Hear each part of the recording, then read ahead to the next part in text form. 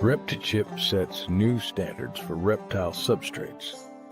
Made from the highest quality coconut available anywhere in the world, our products allow enthusiasts to provide their reptiles with the necessary humidity and thermoregulation required to allow their animals to thrive. In the world of reptile care, the substrate forms the very foundation of a healthy and vibrant habitat. At Reptichip, we've taken this essential element and elevated it to unparalleled heights, blending innovation with sustainability to create a product that stands in a league of its own. Our journey began with a simple yet profound motto: all of our products are made by reptile people, for reptile people. Today, we stand as a beacon of quality and trust, embraced by novice and expert reptile enthusiasts alike. From the meticulous selection of raw materials to our veteran-led approach to business, every facet of Reptichip reflects a deep-rooted commitment to excellence. Discover why Reptichip is the preferred choice for reptile enthusiasts around the globe. Our foundation is deeply rooted in passion, quality, and community engagement, setting us apart as a unique leader in the industry. Don't be a Reptivich. Be a Repti bro. Visit us now at reptichip.com.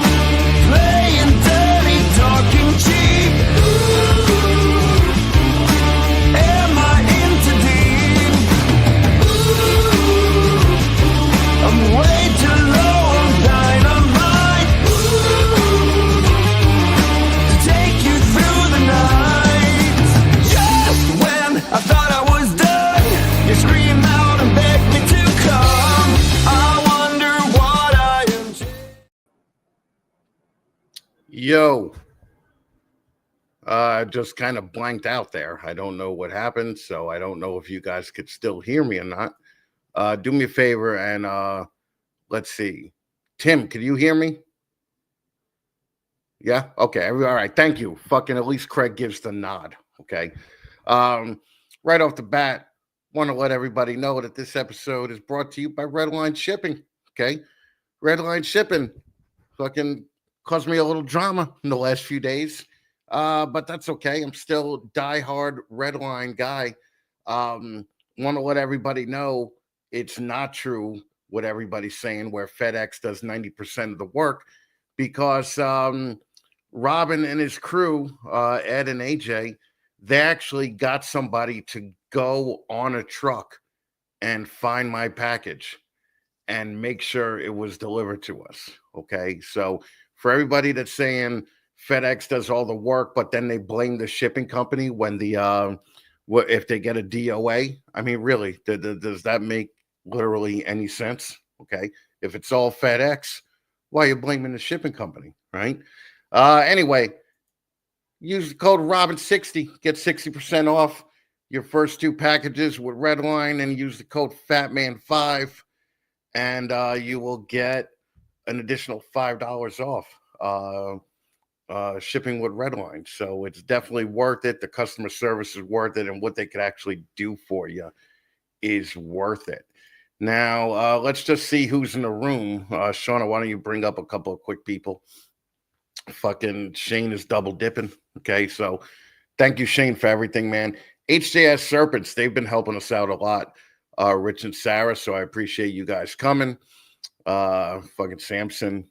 Brian is double dipping. Okay. Irresistibles. What's up, Nikki? I know Nikki's probably mostly here for Craig, but it's all good. Mike Duval. What's going on, brother? Fucking how are you? Thank you for coming. JDH Reptiles. Also, a little double dip. Kane's Constrictors. What's up, Mike? Fucking how you doing, man? M&K Exotic. Mike, how you been, man? Haven't seen you in a while. Hope everything is well over by you. Green Line. What's up, my boy Jay? All right. Jay gets a mission. Jay goes after it. Jay put together our table in Long Island in fucking 7 minutes. Okay. So we rolled into the venue at 7:03. By 7:10, we were completely set up and looking for things to do. So Jay's been a tremendous help with the Operation Deeds Not Words thing. I appreciate Jay. Carter's Coils, what's up, brother? How you doing, man? Let's see who else we got here. Fucking Snake X, what's up, brother? How you doing, man? Appreciate you here. S&K Exotics, Steven, what's up, man? J&S Exotics, James Perry, what's up, brother? Join Reptiles, Morphed Out Reptiles, what's double dipping, okay? I mean, we really only got like 4 people here. Mad River Serpents and Rattery, thank you for coming, brother. Jeremy and Jen, good evening. Fucking Mako Morphs, was nice talking to you today. Pleasure talking to Mac. Mako was a guy that I would not fuck with. And Ring, the hot pirate, thank you for coming by. We appreciate you. Let's see, what else we got? That's it. Okay, we're good to go. All right, look. Oh, Ball Stars, Jed. That's an awesome logo, dude. Fucking, I know they mentioned it on Billy how great your logo was, but that's a great thing. So, all right. So there's some stuff I wanted to talk about before we dive into things here, because I've been getting a lot of hate. Okay, a lot of hate over the last 2 days about my take on MorphMarket and what they're trying to do and monopolize the hobby. So I'm definitely fielding the DMs. I've had posts made about me, as I'm sure Mike and or Shane and Hensler has. So I just wanted to answer a few questions. Okay, so I'm gonna steal a little format thing here from Brian. And Sybil Serpents, a known Snakes to Fatman hater. And he also has multiple accounts that he posts from that he thinks are secret, and he tries to bash on people from the fake accounts and everything else. And he says, why is this irrelevant clown bashing MorphMarket? When was the last time this guy used a shipping service? Okay. Well, if you'd done even a little research, okay, and watched the video, the last time I used the shipping service was 3 weeks ago, okay? And it was Redline, and they went above and beyond for me. So actually have used the have used shipping services. And that's really all I got to say about that. Meteoric Serpents writes, besides the last time he shipped it as Snake, how about owned one? Not exactly sure where his fight lies. And Meteoric Serpents is right. Okay. I do not own any snakes anymore. Okay. I just don't. I mean, I used to own 700 of them. However, I mean, I feel like I'm being snake shamed a little bit. That must be what MorphMarket people do. But this is my buddy Izzy. Okay, Izzy is a northern blue tongue skink, and I've had him for a few years now. And listen, I am a reptile owner, right? So, being a reptile owner, shouldn't I be able to say something about MorphMarket without it being blown at a proportion into high hell? I don't know. Seems a little non-inclusive from the all-inclusive guys. Let's see. No matter which service I pick, FedEx handles and actually ships the package. Why pay $40 more for the exact same service? Well, FedEx doesn't just handle the package because you pay a service to have access to people over at FedEx that you do not have access to. And because I paid that extra $40, Robin or AJ, AJ was the guy that actually did it, got somebody to go on a truck and find our package and make sure it was there. What do you say? What do you say after that? It's not worth the $40. That would totally be worth the $40. Sybil Serpents. He's doing the bidding of friends in the hobby. He hates MorphMarket, so there's that. He pretty much hates everything about this hobby, so it begs the question, why are you here? Okay.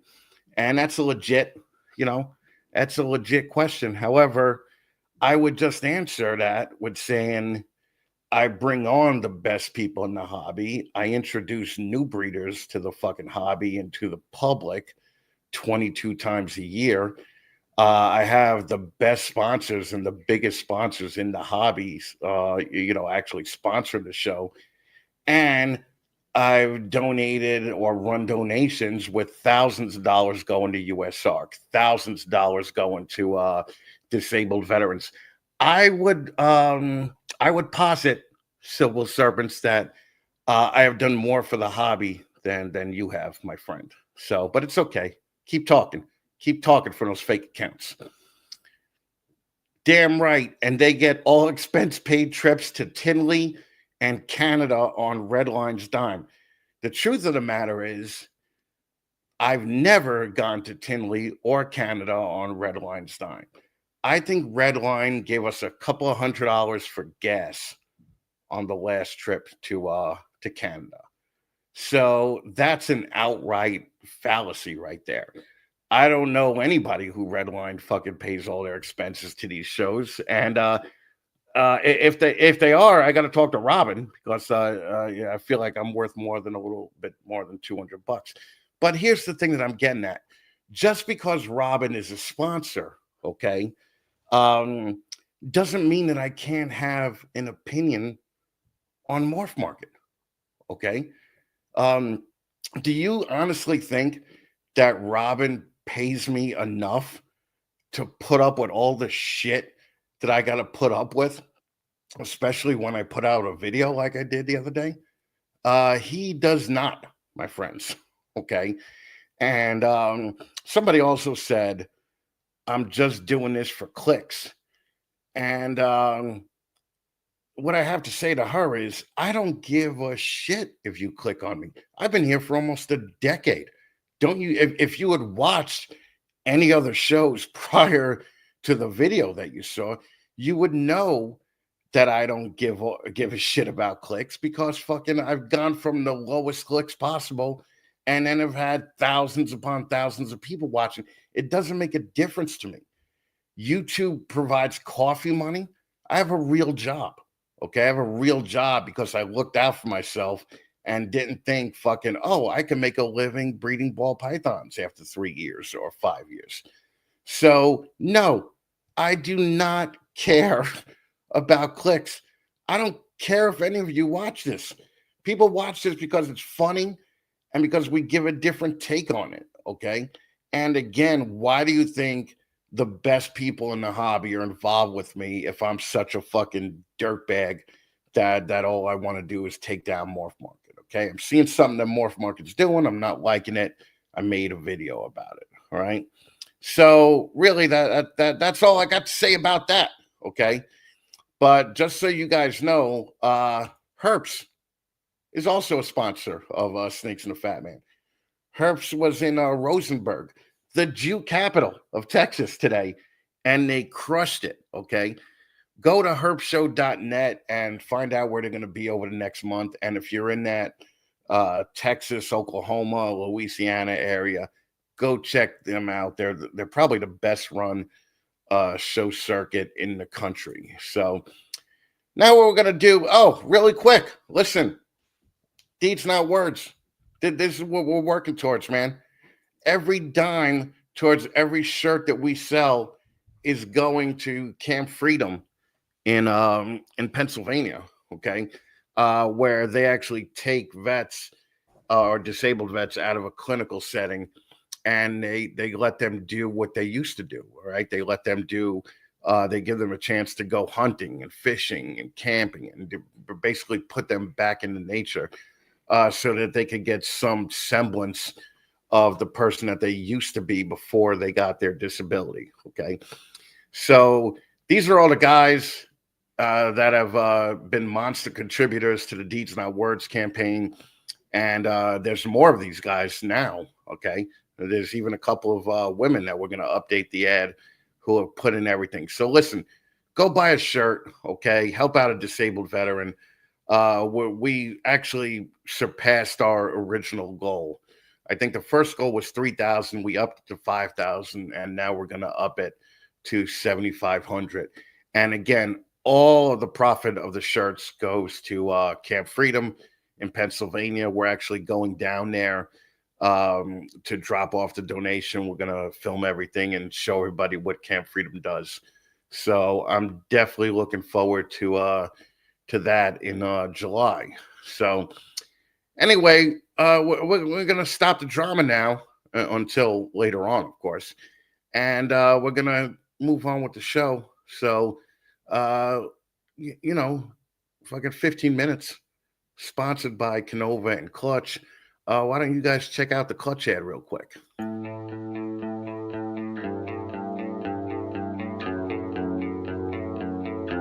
The ball python industry has never been more complex, but managing your collection, it's about to get a whole lot easier with Clutch. Created by Canova, Clutch is the cloud-based platform designed to streamline your entire collection management. From creating and searching your inventory to visualizing your breeding projects with powerful analytics, Clutch does it all. Track your clutches with a virtual incubator, connect customers with the perfect animal using an amazing waitlist system, and easily print labels for your shows and facility. It's that simple. You already know Canova for exceptional ball pythons. Now they're making ball python management just as exceptional. Visit cltch.io today and make your ball python road easier to navigate.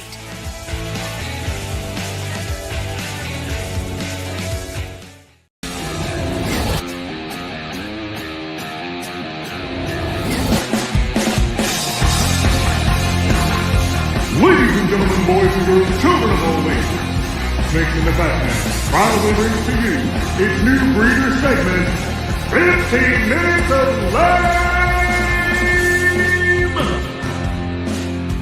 What's up, guys? It's Justin at Canova. For the past 5 years, 15 Minutes of Lame has become a launch pad for so many new successful breeders and a badge of honor in this industry. It's been so amazing to watch the passion and dedication you guys have and to watch your businesses grow. Just remember, the next me might be you. 15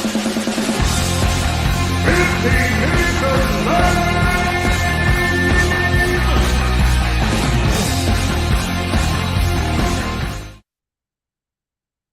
Yo, look at this, everybody. Got my boy fucking Tim Harvey from Morphed Out Reptiles. What's up, brother? How you doing, man? What's going on, everybody? How's it going, Chris? We met in Gettysburg Yes. last year. You were hanging out at Chad Hulker's table, right? Yeah. And well, actually, you had a table there. Yeah, we were set up right across from him. Yeah, and how'd you guys end up doing at that show? Yeah, it could have been better. But I'm a ball python breeder, man. I don't expect the world. Believe me, I understand that. Okay, I totally understand that. Really, at the end of the day, it was like overall, I just thought it was a great show in general. Yeah. You know, we're actually going back. You've canceled a couple of shows for this year, right? Yeah. We're actually we canceled every show for 2025. Yeah. Before we actually get started with this, why don't you tell me why you canceled all the shows? I mean, basically blunt to the point, I'm a ball python breeder and I screwed up a bunch of years with how I ran my business. So we're kind of just going through and reevaluating a lot of things. And yeah, just taking some time, stepping back from the shows, doing some more social media, online presence more. All right. Well, you know how all this works, okay? The reason that I had to delay that was because I forgot to load in the timer, Okay, so I had to load it in while you were giving me whatever BS answer you were giving me there. Yeah, absolutely. So you know what we're gonna do? We're gonna hock your wares for the next 15 minutes here, and that timing is gonna start now. First of all, the name Morphed Out Reptiles with a Z. It just reminds me of like a boy band, like you know the Love Boys with a Z. But what made you decide to do this and go out with that name? And how long? It was just something that me and an old business partner back in the early 2000s, we were just, screwing around with breeding snakes, and we were like, man, it'd be cool if we could do this full time, and we just came up with the name, and then we kind of ran with it after me and that person split up, separated our collections, and just years later, I was like, why not try to be famous and be a ball python breeder full time, and we just went with that because it was there. I know the feeling. You're like, and let's spell reptiles with a Z. I have to be different. And 9 times out of 10 people always spell it with the damn S. Yeah, of course they do, right? But I just find it funny. I'm like, reptiles, right? Fucking How long have you been doing this? Man, a long time. I mean, I'm probably with the Morphed Out Reptiles license, this is our 10th year, but I've been with reptiles and ball pythons probably almost 17, 18 years. Right. Okay. So as a business, 10 years. Yeah. Okay. And do you have a partner with this business or no? No. It's just you. Okay. Yep. All right. Are you married? Yes. All right. Does your wife contribute at all? Yeah, she does some of the social media stuff. She helps me with the videos, and when we were doing the shows, she was really hands-on with the shows. Okay. And you have kids? Yes. Oh, Jesus. How many? I have 2. I have a 17-year-old and a 7-year-old. Oh, okay. So they're both old enough to work. Yeah, but do they like to? No, they're this generation's children. Yeah, of course they don't want to work, but that's the reason you have kids, right? So now give me some big projects and I'll tell you why they're bad, but give me some big projects that you're working on. Well, my specialty gene is going to be the chocolate gene. That's what I work the most. Chocolate, huh? Yeah. Oh, well, I mean, what?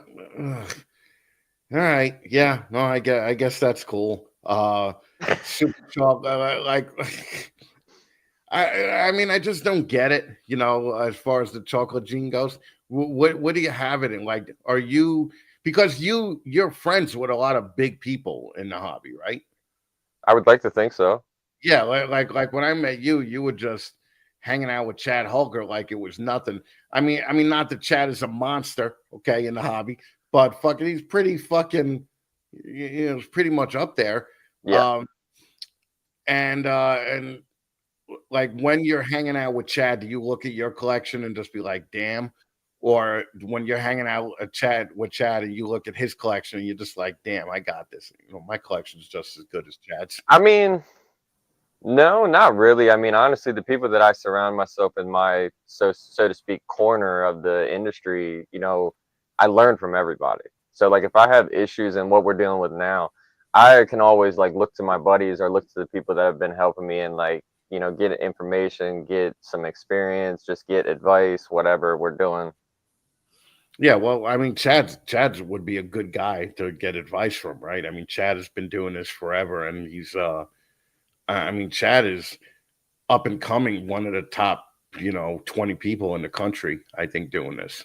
Yeah, and he also went through kind of what I'm going through too. Like we have been around for 10 years, but we made a lot of mistakes, did things poorly, didn't look at certain things and pay attention to them, and with the revamp, Chad's been one of the guys that's been helping me get back on track and get it to where I need it.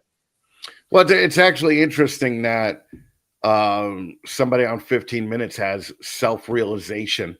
Okay, you that have they might to. Be doing I'm a something ball python breeder, man. What were some of the missteps at the beginning? Selling the good stuff because I'll make another one. Making a big sale and spending the money on an animal that I don't need. Right, right, Having a shitload of stuff in the collection and in the racks that I'm not going to use, or I don't have any plans because I bought it because it looked cool. right, right. Yeah, You because know, that's what people always forget, right? Like especially the newer people forget that it takes the exact same amount of money to raise a $20 ball python than it does a $10,000 ball python, right? yeah. So the amount of money to grow that thing up, is going to stay the same regardless. Were you one of those guys buying 20 males and you got 3 females and Nah, I wouldn't say that. I've always, liked the collection to be female heavy. Now we're kind of opposite. Like I need more males than females. right? Well, and you're taking off for a year because you see the writing on the wall. You think that you just No. won't make money, or that you don't have. Just to put it out there, like up front, the market's not dead. It's just we're in a time now. Like I mean, I've been in the hobby for a while now.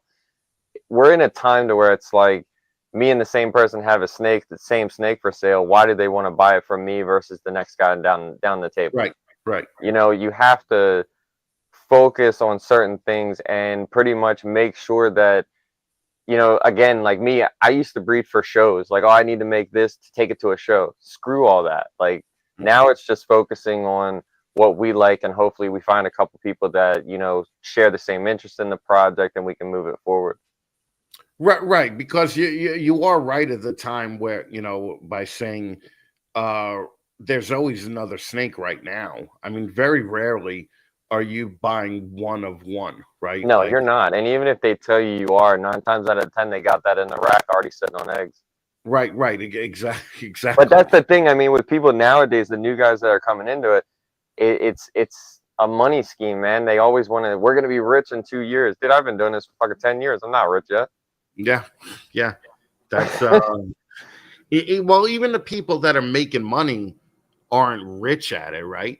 But you do you do this full time or no? No, What do you do for a day job? I work cell phone towers. Oh, so you're climbing the towers?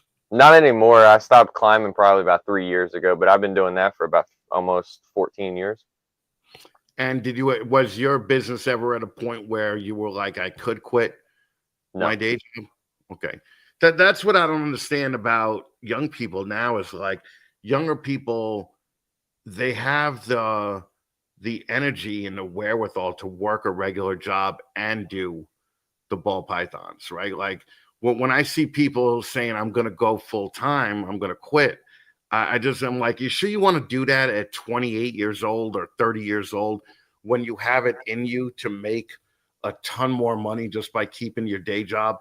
Then because you got to remember, just because you make 70 grand at your day job doesn't mean that you just have to make 70 grand with the ball pythons, right? If you want to take 70 grand, I mean, like the way that I looked at it, like of course, I mean, I would love to be able to do the snakes, and I mean, we do other reptiles versus just ball pythons, but I would love to do that full time.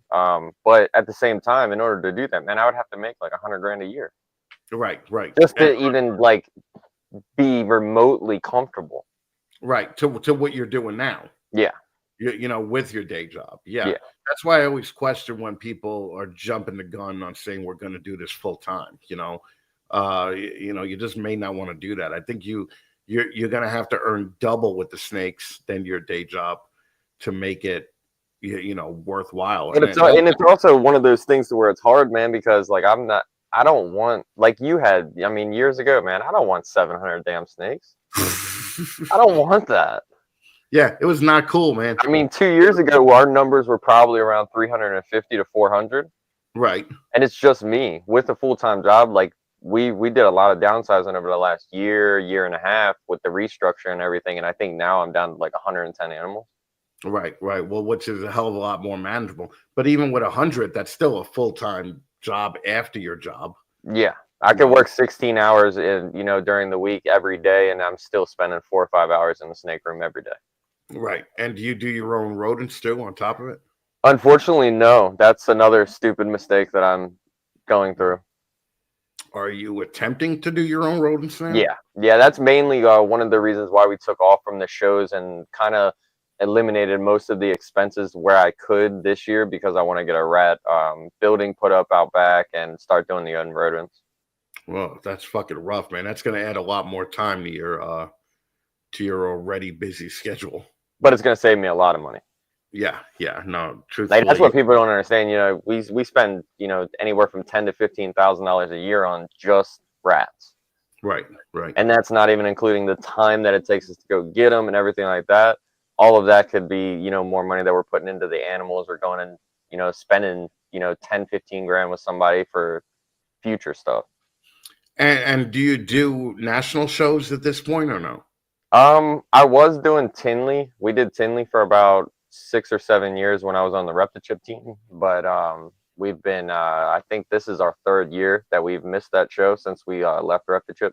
Right. You know, you left Reptichip, huh? Yeah. Man, we're gonna have to bring up some questions now. We're gonna talk sponsors. Normally the first question is, do you use Reptichip? We use it on our geckos, but not our snakes. Okay. Well, JT gives you a big old fuck you. Okay. He loves me. He still gives you a big old fuck you, right? Anywhere in that facility, do you have a sea serpents rack? Of course. There we go. That's what I want to hear. Fucking Chris Nettles does not give you a fuck you. Okay. Sea Serpents was at Gettysburg, which really shocked the shit out of me. Yeah, he's been there from the start. Yeah, fucking that was awesome to see Chris at Gettysburg. Do you use Charlie for all your shed testing needs? Only Charlie. Only Charlie. That's what I want to hear. Okay. Only Charlie. Charlie does not give you a fuck you. Okay. Have you ever been to a Herp's exotic reptile show? Unfortunately, no. Yeah, no, I don't blame you. You're in Pennsylvania, right? Fucking, they're down in Texas. However, Sean and Lori still give you a big old fuck you. Okay. Now, have you ever bought anything on Show Me Marketplace? No. No, No. Fucking Mickey still gives you a fuck you, right? All right, so here's the big ones. Have you ever bought anything from Canova? I bought from Justin Kabalka. Okay, that's okay. Justin does not give you a fuck you, okay? All the money went towards that gate when that gate was being built, so it's all good. But do you use Clutch to manage your collection? I started to, and then I moved to Husbandry Pro. Oh, Justin gives you a half a fuck you. Not only because did you say you don't use it, but you said that you immediately went to the competitor. I didn't say immediately. But really, the problem with any management software is that initial input, right? Yeah, I mean, I got through that, and I like the clutches, like the labels for the tubs. But I'm like Ozzy, man. I'm old school. I like the index cards on the tub. I do everything like that because I'll forget to do it on the phone. And no, I totally get that. Okay, here's the big one: do you use Redline shipping? I do. What's up with that answer? There's a lot of, BS about all these different damn shipping companies, but honestly, I'm a business, so whatever makes the most sense and whatever saves me money and saves my customers money, that's where I'm going. Yeah, I find that to be a bullshit answer. Okay.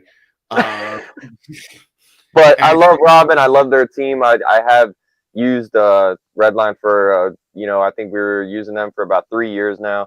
And their team and the support is unmatched. Yeah. Okay. Well, just the fact that you said that about him, Robin will not give you a fuck you. Okay. So, I mean, we're going to give that one to you. Okay. So, have you ever bought anything from Recoil Reptiles? Now, this one, it's okay if you say no. I don't even know who that is.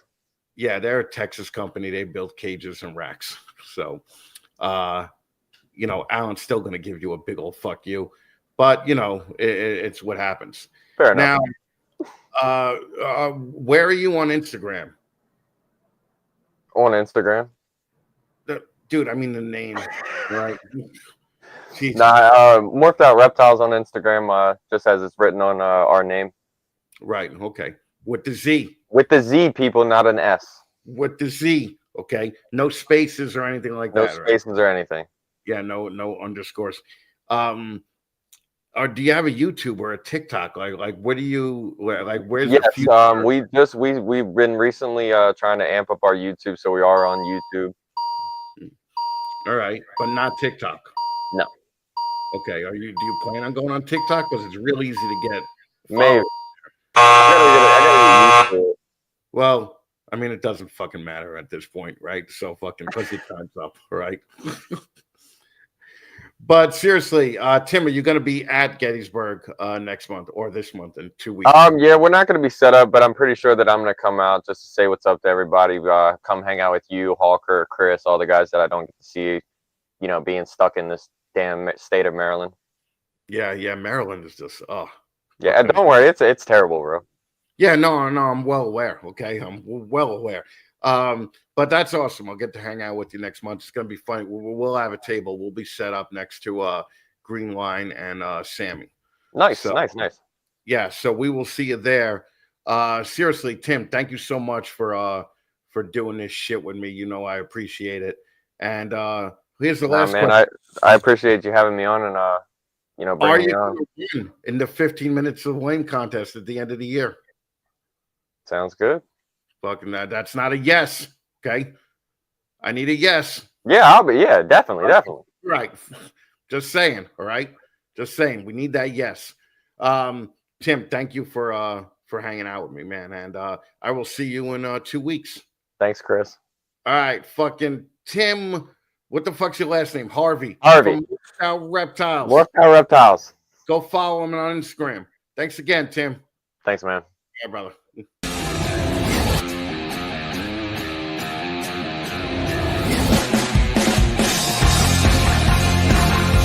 Ladies and gentlemen, boys and girls, children of all ages, making the Batman proudly brings to you its new breeder segment, 15 Minutes of Lame!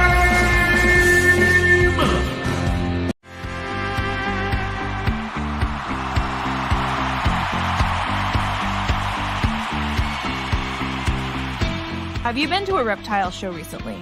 Hundreds of vendors, thousands of animals, and an average of less than 20% of those vendors making any money at all. Have you been to MorphMarket recently? There are currently over 40,000 ball pythons for sale on the Double M, with many animals staying there for months, sometimes years at a time. In this insanely competitive marketplace, what are you going to do to stand out? I'll tell you what the you're going to do. Aura Reptiles offer premier consultation services on everything from breeding plans to current market trends. Patrick McKnight has been one of the most successful mainstays in the ball python hobby for the past 15 years and can assist you with pairings, marketing plans, and advertising. Be smart enough to know what you don't know. Then learn about it from Aura Reptiles. Check them out on Instagram at Aura Reptiles and get in touch with Patrick McKnight today. Get in the f***ing game.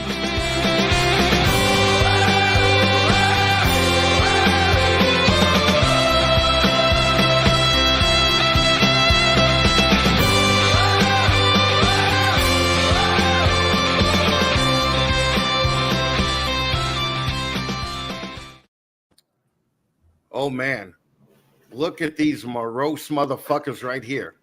Man, it smells like somebody shitting your cereal. All right. Bong!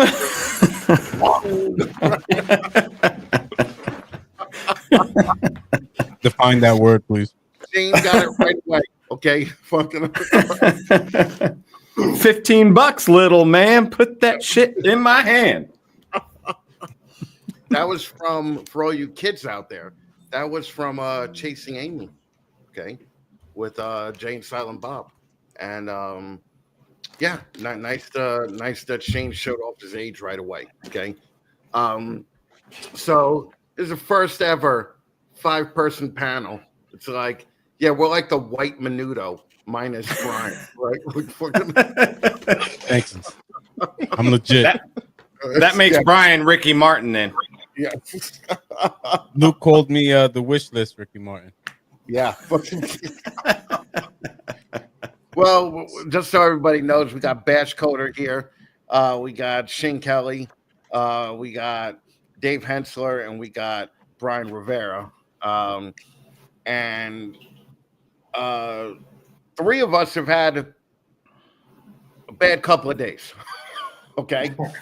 right? Two of us have not, and this is not going to be what I think what everybody is expecting.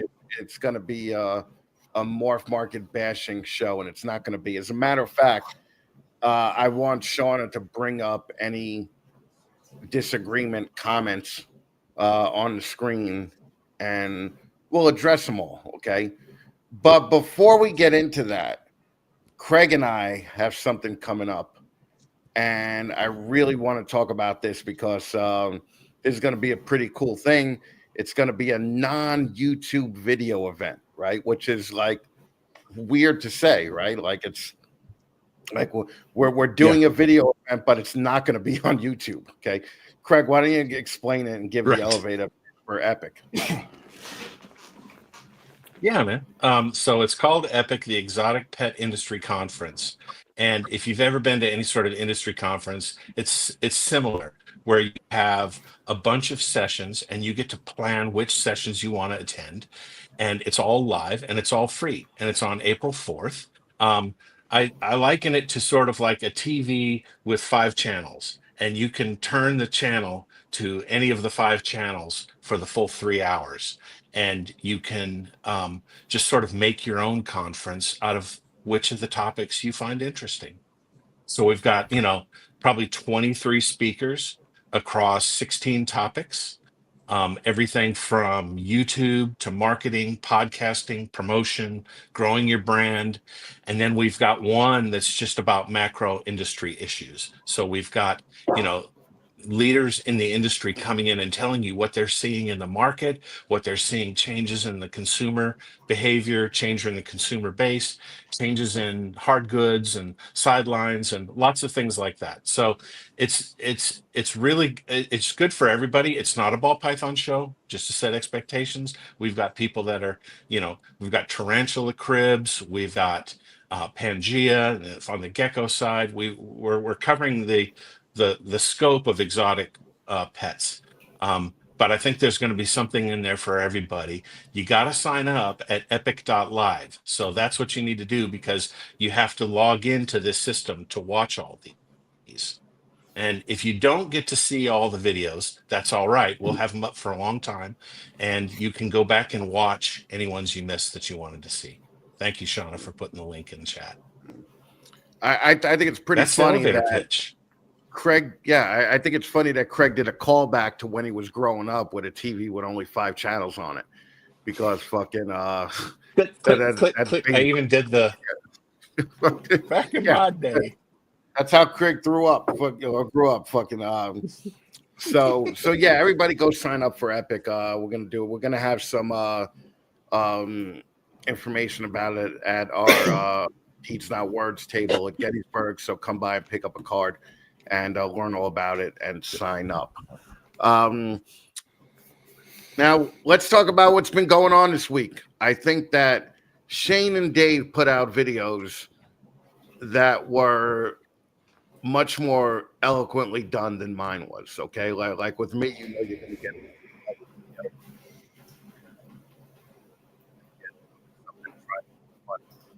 Dave and Shane put out. I can't hear you. Can you hear me now? I just no. Well, I can be bad, but not this bad. Come on, Chris, get this shit together, man. Can you hear me? No, now I can. Oh, yep. All right. Yeah. All right. I don't know what the hell that was. That was karma for trash talking Brian in the green room about his audio. yeah, it probably was. Yeah. Mm-hmm. So Dave and Shane put out a video about what they feel the problem is that MorphMarket is doing right now. So why don't you go into it, Dave? We'll start with you first, because you're new here and we don't really know you, and you look a little uncomfortable, and I don't want you to be uncomfortable, buddy. I want you to be fine. And remember, Shauna, bring up any disagreements and we'll address it. And you don't even have to do a super chat or nothing. Not saying that I couldn't use the super chats because you know I'm all about the clicks, but fucking I'm just saying. Dave, go ahead. Why did you choose to put out your video last week or this week?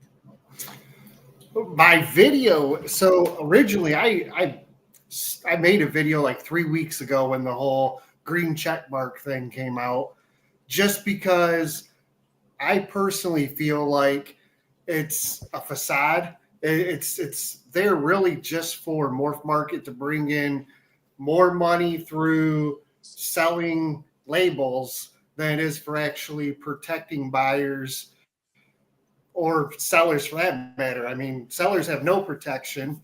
And as far as the buyers go, you know, they see that the green checkmark people are verified sellers, but there's no verification behind it at all. There's no merit based behind the green checkmark at all. It's just a ploy for sellers to use MorphMarket shipping.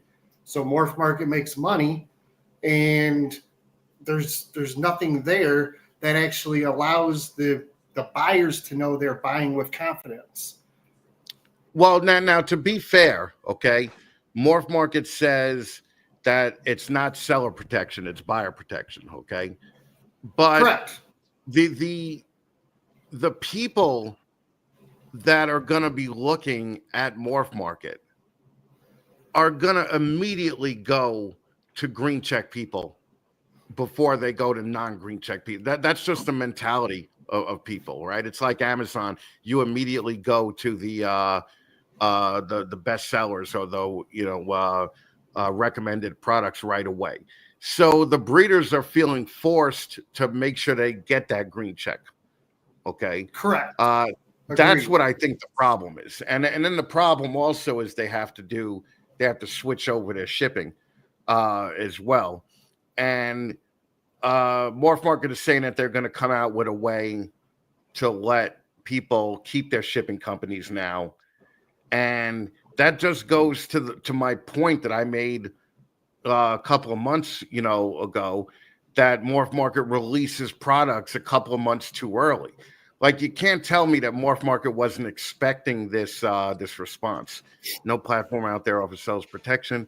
That's nearly impossible.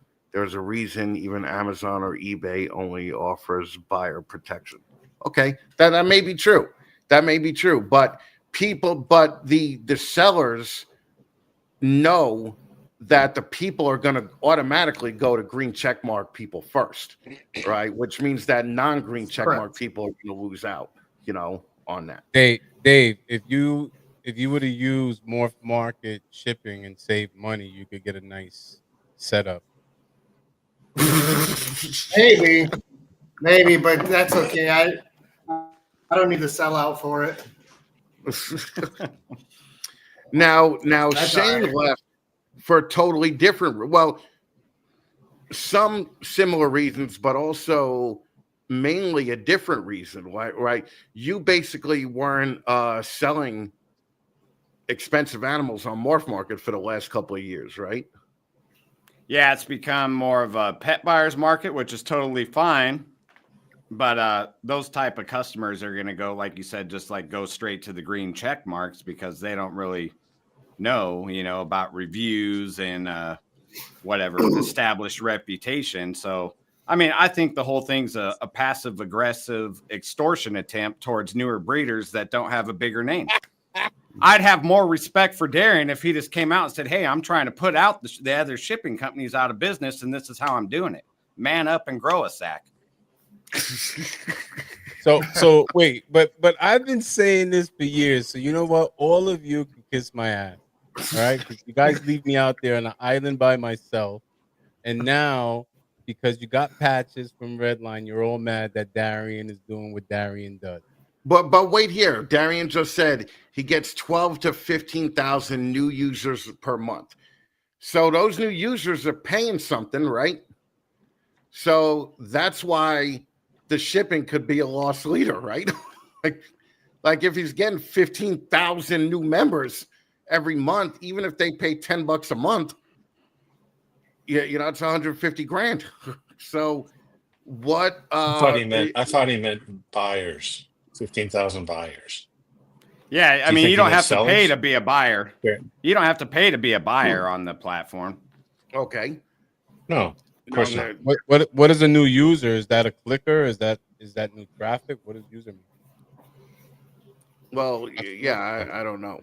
Customer. But Craig, you had some strong opinions on the check mark on Billy's show. What do you have to say? Has that changed? Has your opinion changed, knowing that in a couple of weeks or a couple of months, whenever it comes out, there's going to be that ability to not need or to get the green check mark without switching switching over shipping companies? Craig is on a little bit of a delay. Well, okay, I'll give you both sides of it. I'm sorry. Can you hear me? Yeah, we could hear you. Can you hear me? Okay. Yeah. So I'll give you a little bit of both sides on this. Let's be honest. My problem would be, and I'm not a MorphMarket seller. I have an account there, but I'm not a MorphMarket seller. My big problem on MorphMarket would be that I'm not Canova. It's the same problem I have everywhere else in the industry. My problem is not that I don't have a green check mark. My problem is that I'm not Canova or a big breeder. Okay, so that's my problem. But the problem I had with the green check mark was that it's an inconsistent story, right? And I'm a critic of this. I'm not a MorphMarket hater. I'm not a MorphMarket basher, but I was critical of this issue because the whole thing with the shipping label when it came out was that the idea that it's not a value add. It's not a value added service, or it's certainly not the kind of value that the other shipping companies were charging, okay, for a premium for. And so if it's not a value add, when the green check mark really implies that we're up, and actually says that these sellers are up to their standards, right? So if it's not a value add and it's all done by FedEx, why does shipping with MorphMarket make me more a better seller? If it's all just the same, then the whole reason for the check mark seems not plausible. And now I work with companies on loyalty programs. I love loyalty programs. I love it when people come up with ideas to add value for sellers. But in this case, it just told the wrong story to me, because on one side, I'm supposed to be thinking that this label doesn't matter where I get it from. On the other side, they're saying, no, it really matters where you get it from. That was my problem. Wait. I just want to, Shauna, bring that comment from Darian back up. Robin said on my show that you said you wanted to put him out of business. So here's the thing. I have a years-long friendship and relationship with Robin. So I'm going to take Robin at his word. Okay. But you had a relationship with Darian. He sponsored your show before Robin. I'm sorry. No, he didn't. Devil's advocate. Darian sponsored my show for 3 or 4 months after John left. Okay. And you were one of the reasons that MorphMarket dropped me. All right. I'm trying to behave so no one else drops you, but you guys are making it difficult for me. You're one of the reasons. Okay. So, and Beast Morphs, if you listen to what I said at the beginning of the show, Robin has people that they got FedEx to go on a truck for me and find my package, physically find my package. Okay. That was the t-shirts, because I still haven't gotten my t-shirt, and I'm a top. Yeah, that was, well, that's what your t-shirt was in there, buddy. Okay. All right. So where's my shit at? So just calm the fuck down. Okay. So also, you know, and Darian, you have a history of trying to buy out other people that I've heard from. Okay. And when they said no, you did what you had to do to either stifle them or put them out of business. So that's where I'm pulling my information from. I'm pulling information from people that I've known for years. Okay. What's Brian bitching about now? Darian, I was looking forward to meeting you at Sear. We could have some Starbucks. We could have talked about this. What's wrong? It's the American way. Why are people complaining? Because this is about Reptile? This is the American way. I think that I am a fan of what Darian's trying to do business wise. Okay. I don't think that you all have the same customer service contacts. So, you know, for instance, my company that I have a day job with ships out 400 FedEx packages a day.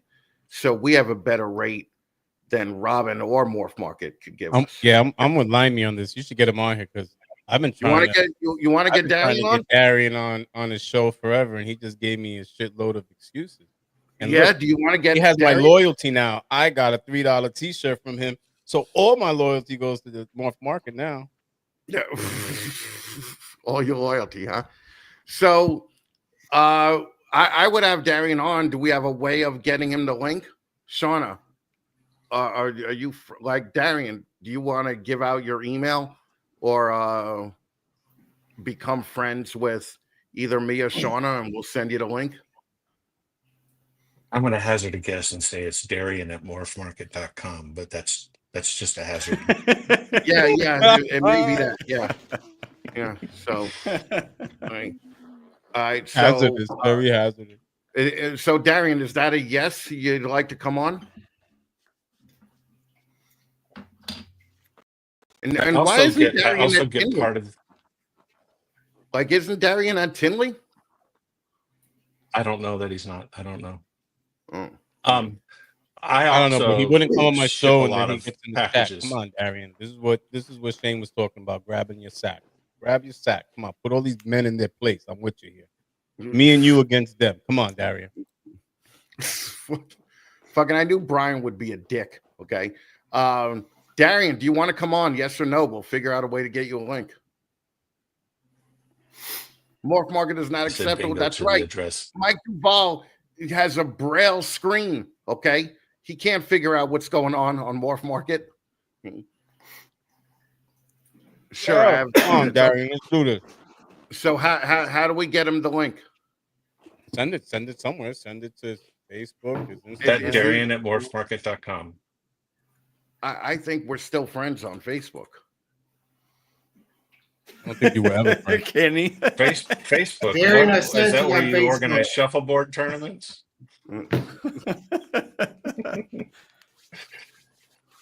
Let's see. Okay.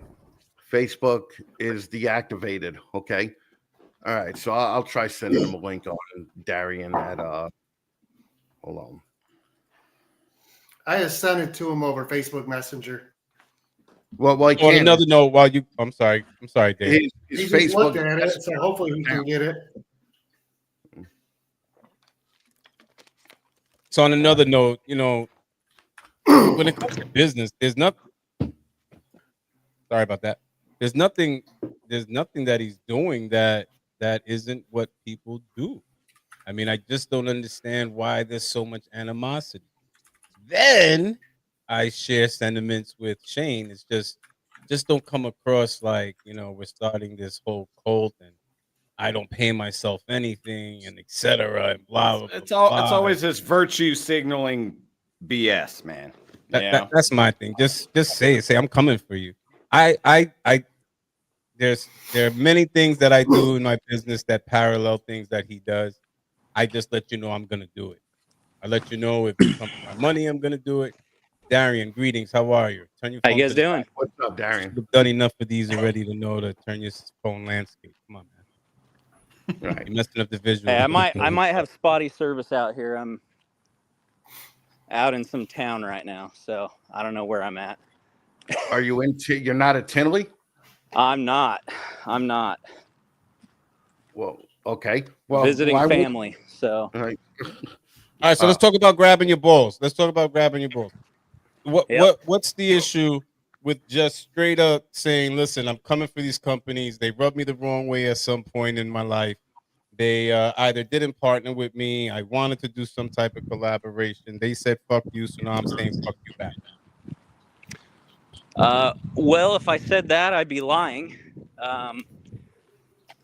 I've got no problem with any of these guys, especially, you know, Chad and Susie at SYR. got a great relationship with them. I've got no hard feelings here. I mean, they never did anything wrong to me, so I don't really have a reason to do that, I guess.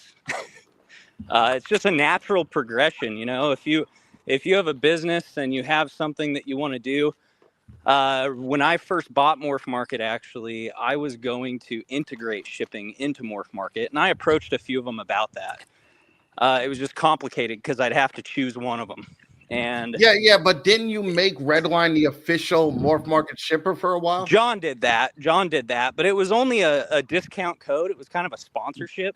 It wasn't really like a direct integration. Right. And the way that I saw things was, you know, we needed a direct integration with MorphMarket so you could buy the labels right there, making it convenient.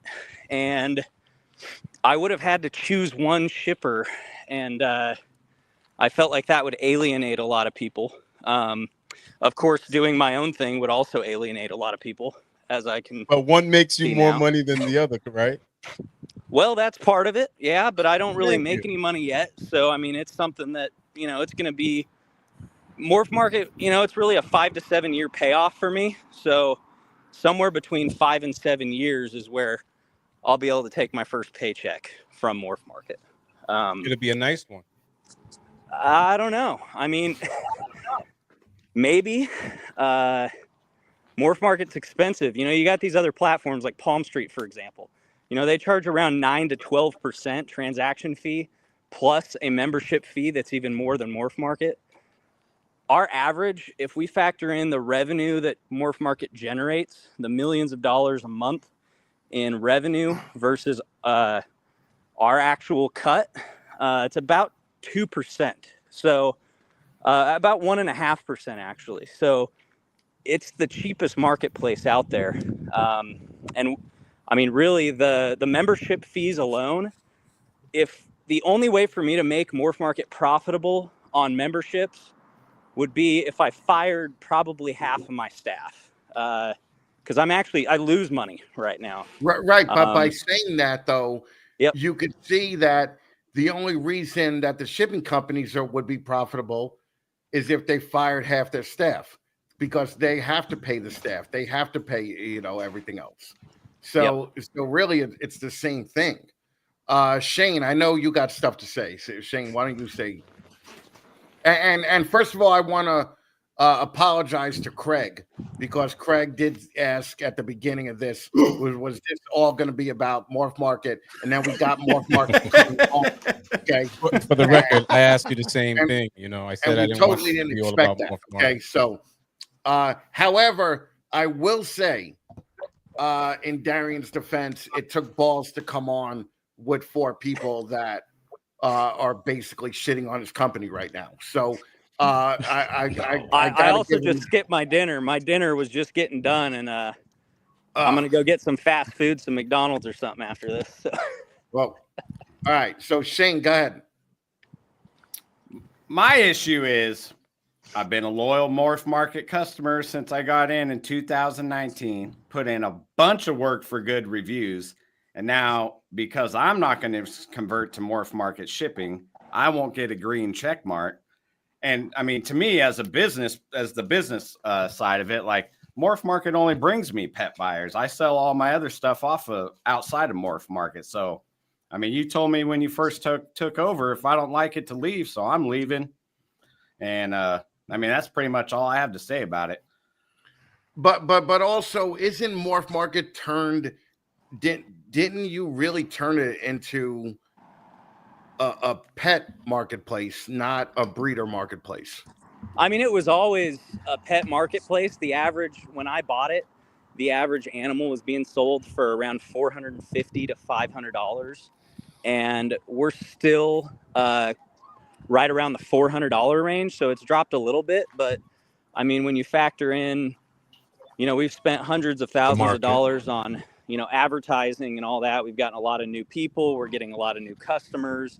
You know, I do think it's going to probably shift a little more into pet, because that's just kind of where the economy's going, in my opinion, as well. You know, a lot of people don't, I mean, let's face it, the reptile market's no longer an investment market. 2019, mostly 2020, 2021, the reptile industry was booming. It was all this extra money. There weren't very many animals available. All these people started getting into breeding, and they're all selling everybody on it. And they're like, hey, look at this, and it became a really big investment market. And I don't think we're ever going to see that again because, unless we go give out trillions of dollars to Americans. So there's we're talking about competition. And let's also talk about the elephant in the room. I mean, not too long ago, Robin, went and came out and started Redline, and we know that there's history with Ship Your Reptiles, but there wasn't any backlash. You didn't hear any backlash when Robin came out with the Red Wave and by the way, Robin, I just want to say this, and Chris, I don't want you to lose Robin as a sponsor the way Darian fucked you just because of me. But I never even got a fucking red shoelace from Robin. Okay, when people were getting sneakers and T-shirts, and I've done nothing but speak highly of him, and I'll do it right now. I've used Redline to see how Redline is, and it went great. I'll give you an example though. We had a snake coming in, and they used MorphMarket, and we had a snake go out, and I used Redline. Mine went out seamlessly.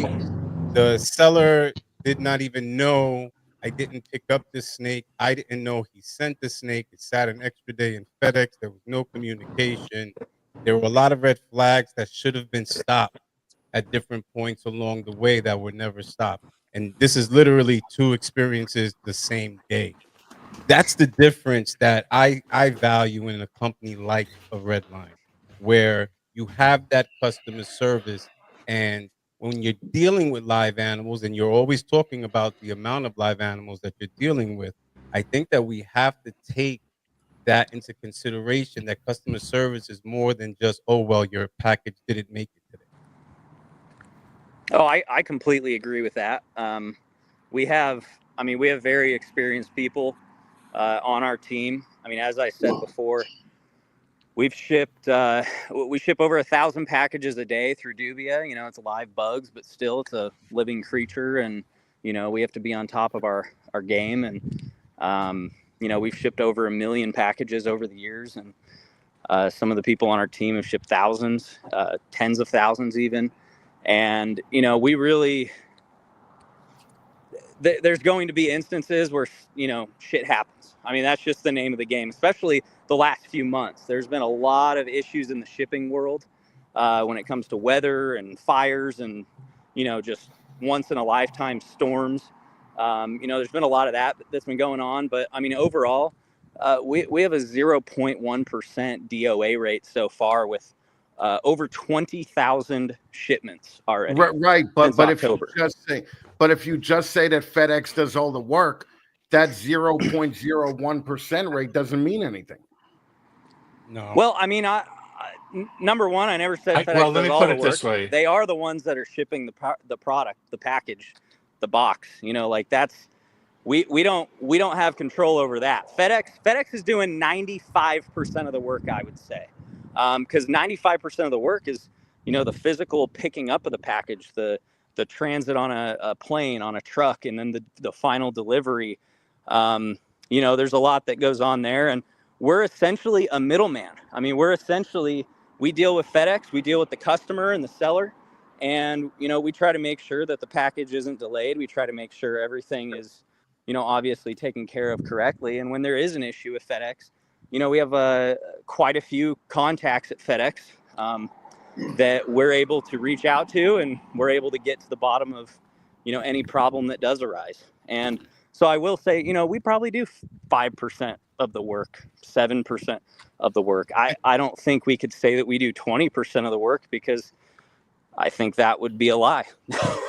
Can we bring it back? Let me ask something real quick.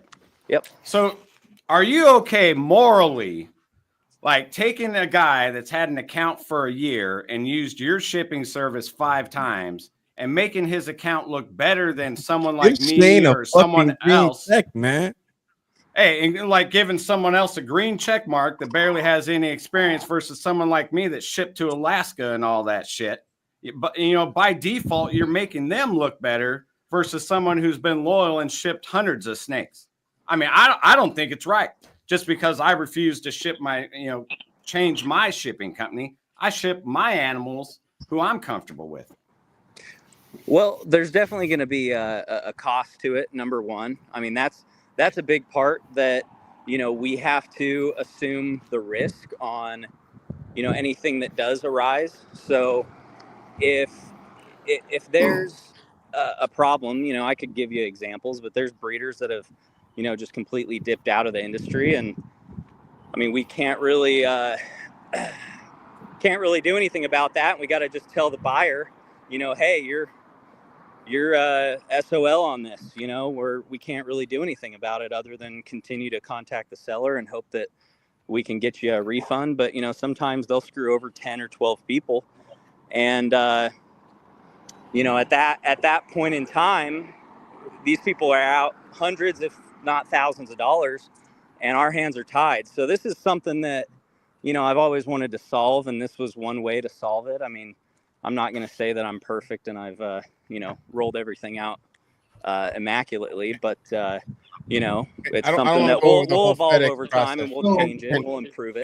Can we pull it back? Can we roll it back? I'm sorry to cut you off. I just don't want to go over the FedEx process. You've discussed it. Robin's discussed it. A lot of people have discussed it. So since we have you here, can we let's roll back to the 5 to 7 year paycheck. So you have a lot of cronies, and in the whole social media world, it's going to happen. It's happened to everyone that's here. Maybe not you, Dave, but it's happened to everyone else here. The whole crony thing, and you get cronies, and sometimes it's good. Sometimes you get good supporters, and other times you just get people that need to be part of something. But when we're talking about that, what's the plan once you're able to gain a nice portion of the market share in the live shipping? What's the plan as far as the price increase, and how competitive would that be with the current companies that exist now? Well, we're currently at 72%. We launched at 65. My original plan was to launch at 65, see where things went, adjust it from there, and probably end up around the 55 to 65 mark, depending on membership tier.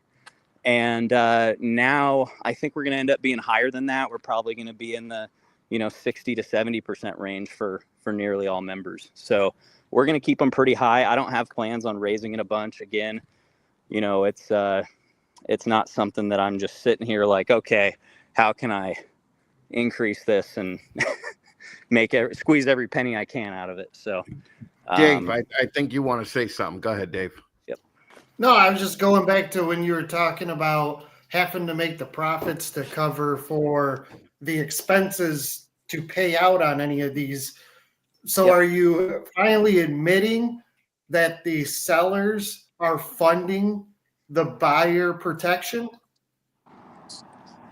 Well, I mean, I don't really see another way around it. We're buying the labels, right? And we have to buy them from you. So that means that we would be funding this service, because you made it very clear in the beginning that it'll be no money out of anybody's pockets, not the buyer or the seller. So we just want you to be clear here. This is what I've been arguing the whole time. Well, I mean, we're not really charging for it. So, I mean, it doesn't really, nobody's having to pay for it. Well, if you want it, if you want the green mark, you have to use your service, which means we have to buy our labels through you, which means we're funding the money for you to give to whomever if you ever have to pay out. Well, what's wrong with that, though? The only other way to do it would be if I increase membership prices. I can tell you what's wrong with it. It's easy. Two things. One, every website there is, if you want any kind of protection on your shipment, usually you click a little button and you spend a couple bucks for your protection as a buyer.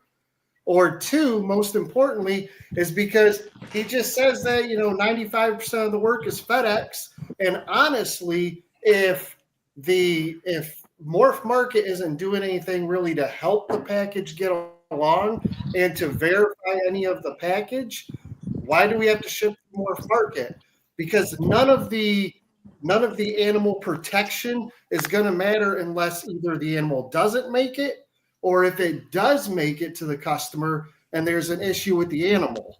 And again, if you look at the way this is set up, it goes through the store's policy, then it goes through MorphMarket's policy.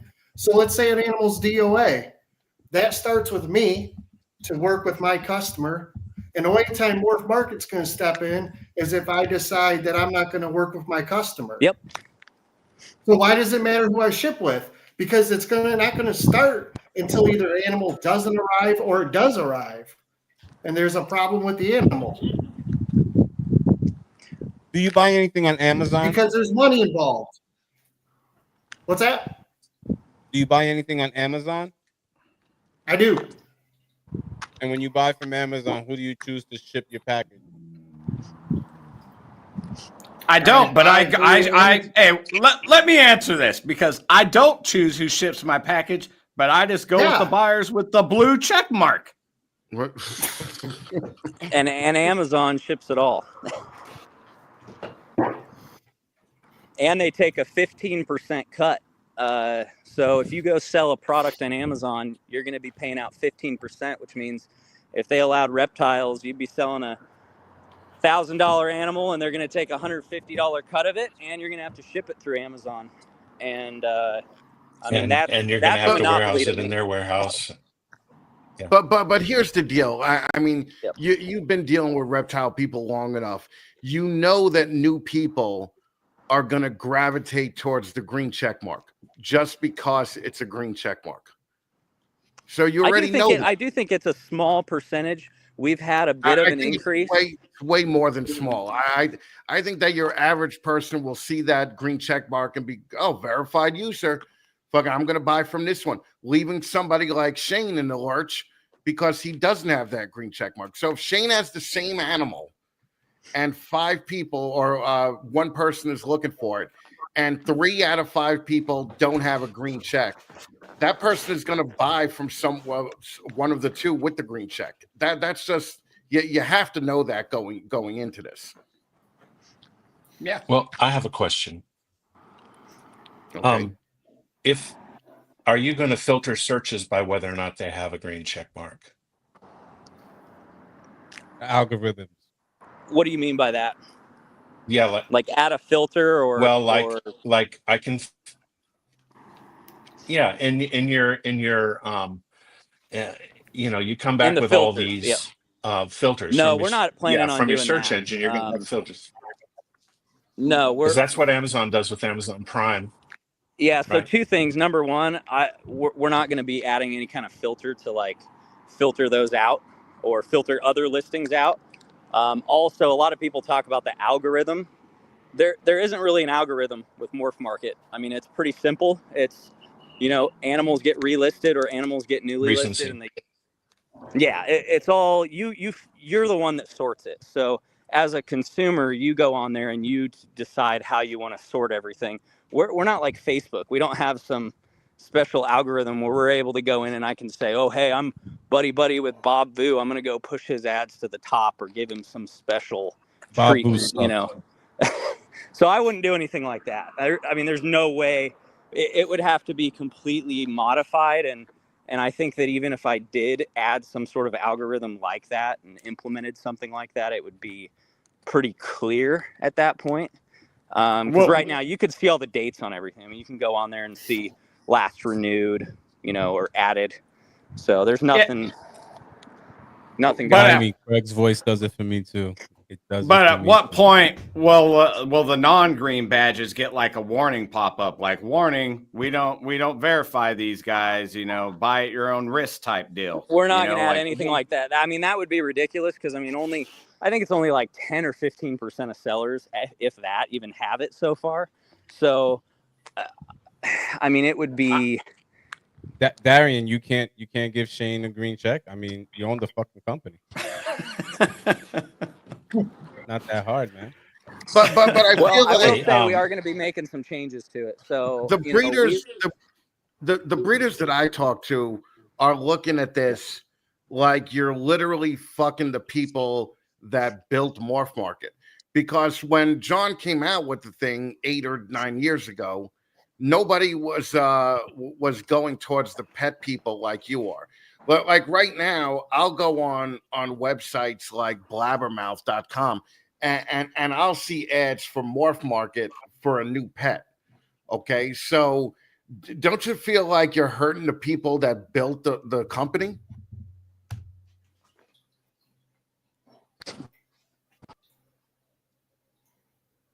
He's gone. He's gone. Spotty reception. I Spotty reception. I think he had spotty reception. Yeah, here he is. Yeah. Or he had his finger on the button. Sorry about that, guys. I got a phone call and it canceled. I didn't hear anything you said there. Don't you feel like you're kind of screwing over the people that built MorphMarket and made it to what it is now by focusing solely on the pet people? I mean, Dave brought up a very good point in his video where, yeah, of course your sales are going to increase, but if your sales increase of $50 animals, it's not really helping the breeder out at all. Yeah, I mean, as I said, the whole point behind this was to get buyer protection rolled out and figure out ways of improving, conversion and getting new people to make purchases. We will be making changes to it. I mean, nothing's ever final. I mean, I'm sure you guys have seen all the stuff that we've done in the last 2 years. A lot of it's changed. We launched something and then a few weeks later, we make some more changes to it. A few weeks after that, we, make even more changes, and it ends up being a completely different product or feature by the time we're done with it. And, that's something we're going to be doing here as well. So, there's going to be some changes, and I think that you guys will be pleasantly surprised with some of them. So I won't. So be nothing's ever final. So there could be a warning coming up later then for non-green checkers. Come on, that's not what he said. I'm just saying it's possible. Or the filter.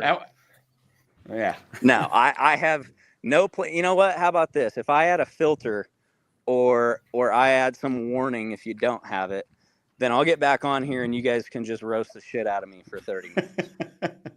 Brian will hold you to that. See, my only thing is that making business decisions, obviously there has to be financial gain. No one goes into business not to make money, and if anyone else says they do, then they're hypocrites. My thing is, the Jim Jones Act. I'm not drinking the Kool-Aid. Let me know. Just grab your balls, man. Say it. You're coming for this. You're coming for that. And your goal is to improve the community while you're doing that. Hey, there's nothing wrong with making $1 in the process. My issue is that we want to just, attract more people that are going to be quicker through the revolving door, especially in the ball python community, by doing some of the things that you're doing. And it's kind of like we're speaking from both sides of our face when you're saying that you want the pet community, but then we're pushing the pet community out because they're going to come in and they're going to go right back out because we're setting them up for failure. Because everyone knows, especially in the ball python world, you don't really stay a pet owner. You become a breeder, and then now you're trying to push $300 animals to make $100,000 a year, which is pretty much a fallacy. I think he cut in and out a lot of that. Yeah. Yeah, I think I want to respond to that though. I think I come from an e-commerce background, full disclosure, and I've also shipped the packages. I've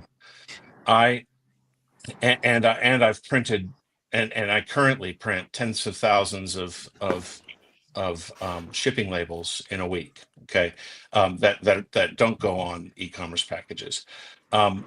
So I know what's involved in shipping, and I know what's involved in printing the labels. I know how to do it, and I know what's involved in e-commerce. And certainly, when you're saying you were doing 1,000 packages a day with Dubia, that makes a lot of sense. But the main thing is I want it to be known. I don't think I'd be even doing this hobby if it wasn't for MorphMarket, because I have an e-commerce background. I would not be in the industry at all if it wasn't for a MorphMarket. So I think a lot of us really care that MorphMarket puts out a good product because a lot of us pinned a lot of hopes on it being a great service. And I know that ends up manifesting sometimes as drama, but I also think that this drama doesn't do much to draw people into the hobby. I think this particular do you have a drama green check? over shipping doesn't help either. Yep. Do you have a green check, Craig? Thank you. That's all I wanted was a green check mark. No, I completely agree with you there. I think that, there's a lot of things that don't attract new people into this hobby. And, I think that we can improve upon some of that. And I've tried to improve upon some of it with MorphMarket. And I completely, understand the, coming from the point of, hey, if half of your business or half of your sales are on MorphMarket, and then some asshole comes on there and starts messing with it and adding a bunch of crap and changing it, you're worried that, hey, this guy's gonna screw my stuff up. And or he tells you to leave the platform and refuses to give you a refund. I mean, there's that one too. Just saying. Well, I never refuse to give people a refund. In fact, you fucking refused me, motherfucker. Don't lie. I got the screenshots to prove it. In your private Facebook group, you told me to fucking leave if I don't like it, and you can't refund me because John collected the money. So don't fucking lie. Man up.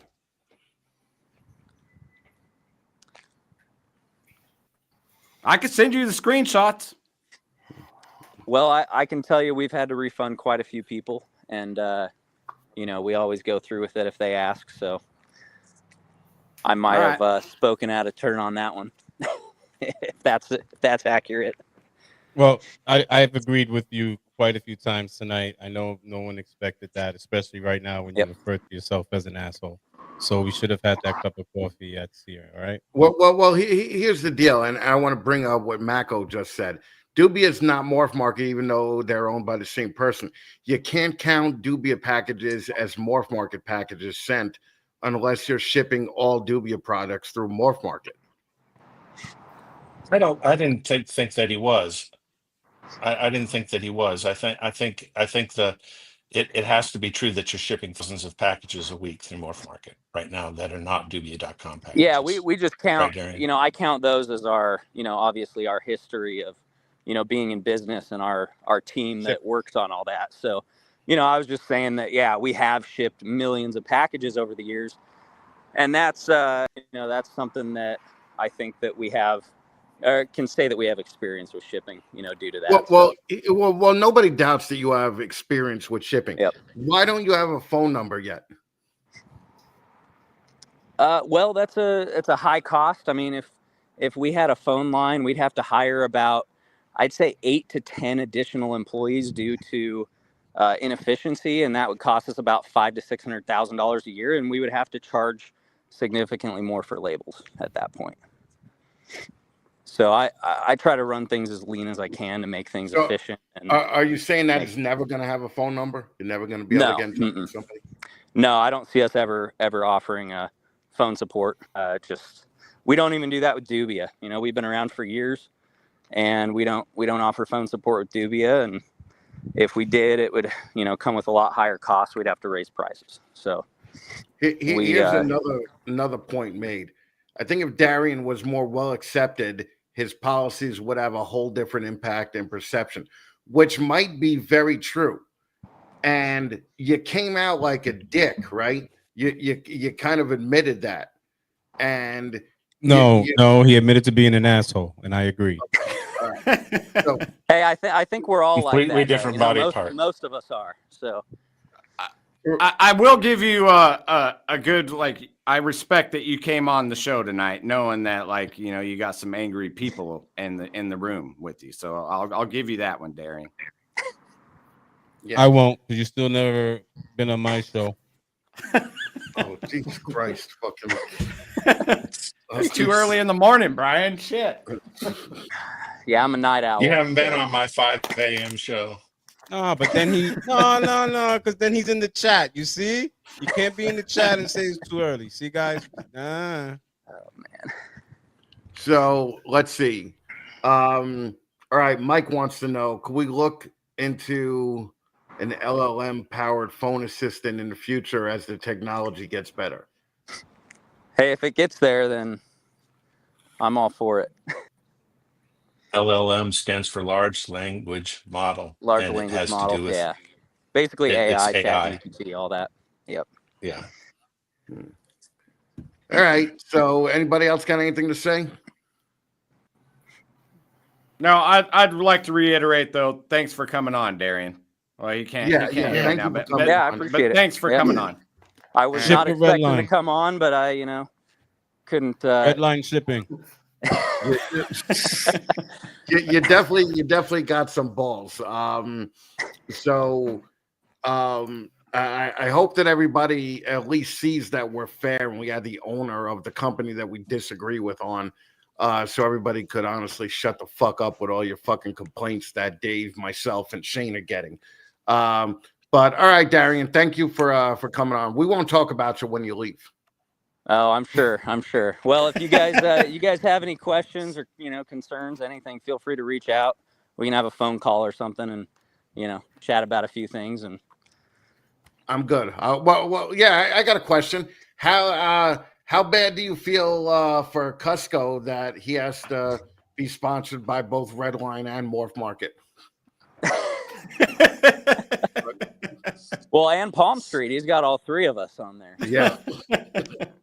Yeah, Yep. Cusco cracked the money code on how to make money doing this fucking dumb podcast.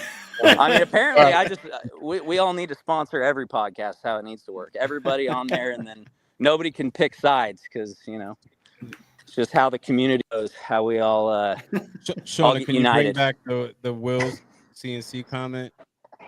Actually, when it comes to business, and there's a lot of interpersonal communication, it does matter who the person is, and that's one of the things that people lose sight of.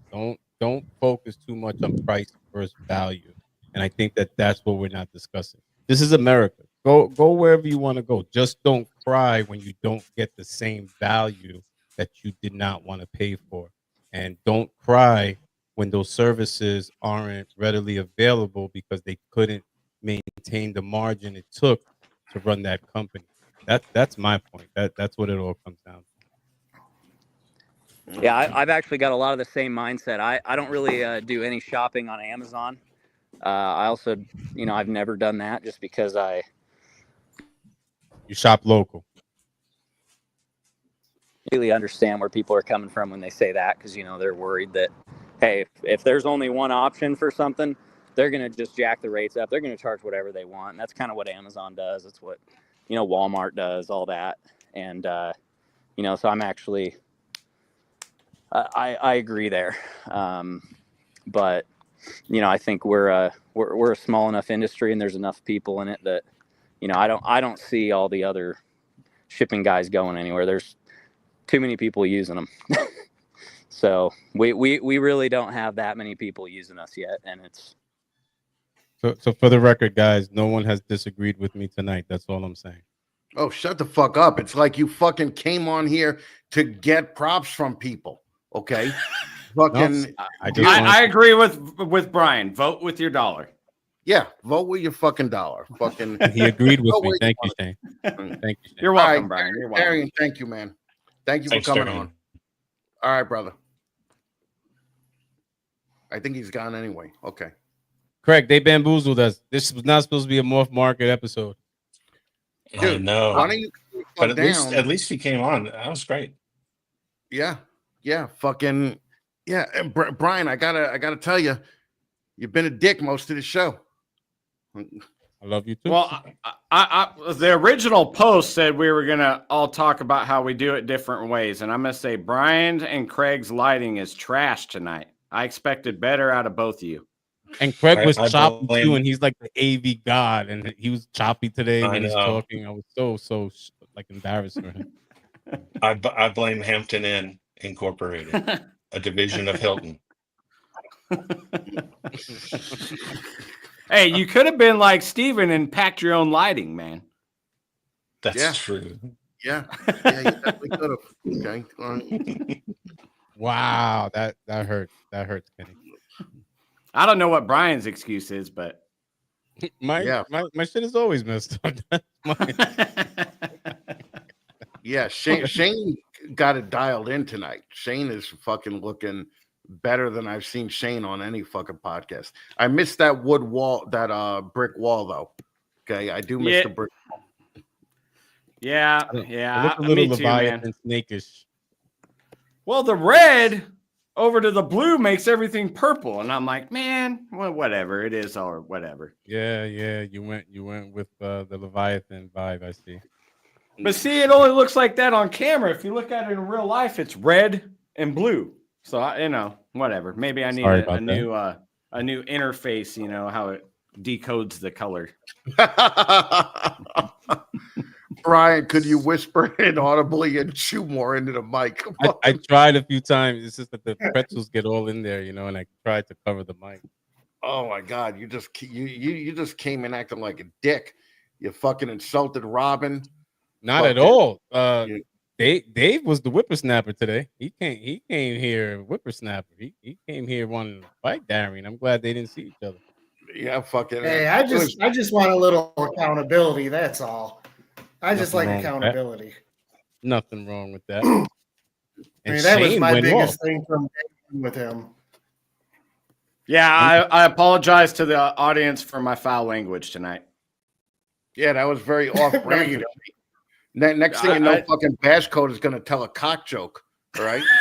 No, I don't think he likes that. I think that's why he's not at the auction. There's too much. There's too many phallic symbols floating around at the auction. He's like, this isn't for me. So, Craig, let me ask you, how's the energy there? The energy at Sear, like I'm still feeling it. Like I reached out to Bob 2 days ago. I let him know, like, wow, it was like a resurgence. What's the energy like in Tinley? I mean, it is the show of the year. I'll say it's good. The foot traffic is higher than it was in October, to my eyes. It seems like there's more people. There's people lined up to get in, even into the afternoon. Sort of the anecdotal information I'm getting is that some people are having a worse time of it with sales. But not everybody. There's a guy I saw that had totally cleaned out his Dumerals boas and his, all sorts of interesting animals. His Argentine boas and things like that were all sold out. And then you go to some ball python breeders, and at whatever price point, they were still there, regardless of whether or not it was high end or low end. They were still there. And then you saw others that were selling good. So a mixed bag. But overall, I think people felt that today was kind of soft on sales. But the energy was it like the same type of energy as Sear? There was just an energy at the Southeast Reptile Expo. How's the energy there? It's a different energy because it's so packed, and it's there's not there's a lot of choke points, but you feel it. I mean, people are excited to be there, and there were just thousands of people there today, so it was great. Well, that was the great thing about Bob's show, right? Is there was literally no choke points in the entire show. It was amazing. Yeah. So, what would you give Tinley versus Bob's show, rating wise? I mean, Tinley just has stuff you're not going to see other places. Tinley, there were a couple of Boland's pythons there for sale, and that's something you never see at any other place. Right. But did they sell? I'm sorry, you cut out for me there. What'd you say? Did they sell? I would think Boland's would run off the rack. I'm surprised Boland's made it to Saturday. Yeah, they're at 12,000, which I thought they were more. But they're still there. Wow. Well, maybe they're not as high. I don't know. All I have is anecdotal evidence, right? I agree with Liney. I still think they're the apex animal. I'm just I agree I'm with just Limey. surprised that Craig's talking about choke points from a hotel room. Can we all agree on that? That sounds a little off. Just No, saying. no, I get it. I agree with Limey. Energy doesn't pay the bills, but when you have the choke points and the people that are buying don't get through or get frustrated or don't go because they know that that's what they're going to experience. I mean, sales were decent at Sear as well. It wasn't just about energy. People were selling. They were selling high end snakes. Snakes were going for 5 digits. So it was more than just the sales. It was the energy for me that did it. You know, sales can happen anywhere. Sales can even happen on MorphMarket. Yes. Well. Also, you know, and I wanted to fuck. I wanted to talk to him about this. I was looking at the auctions page on MorphMarket, and nothing was above $500. Okay, so Justin was selling a dreamsicle for $480. Okay, and is that the point that we dropped to? Did we dropped to where a dreamsicle costs under $500? Well, supply and demand. I saw We're at the point $450 where phone price. We're at the point where Canova's auctioning off animals. Yeah. Well, it's supply and demand. I mean, the market's not the same. The market's been saturated. You know, you had the COVID situation, and I mean, we're just coming out of it a couple of years later. So supply and demand. I mean, Look, I'm tired of hearing about COVID. How long are we going to blame COVID? No, I'm saying that's what that was the initial resurgence. That's where the money came from. That's where people thought that, you know, I could skip my rent and don't pay rent for 2 months and get these snakes and I'll make up for the rent and then buy my mansion. And that's where, you know, we got to where we are now. Yeah. Well, what do you think the investment market is going to look like in the next 5 years? Sear made me think that we're at the beginning of what it felt like during the pandemic. Sear just gave me that energy that we have new people coming in and they haven't been tainted. You know, it's that whole thing where they're seeking knowledge. That's why you have a lane for someone like Craig that's coming out now at a good time. It's almost like he's doing the social media thing at a time where we're getting this new wave of new people.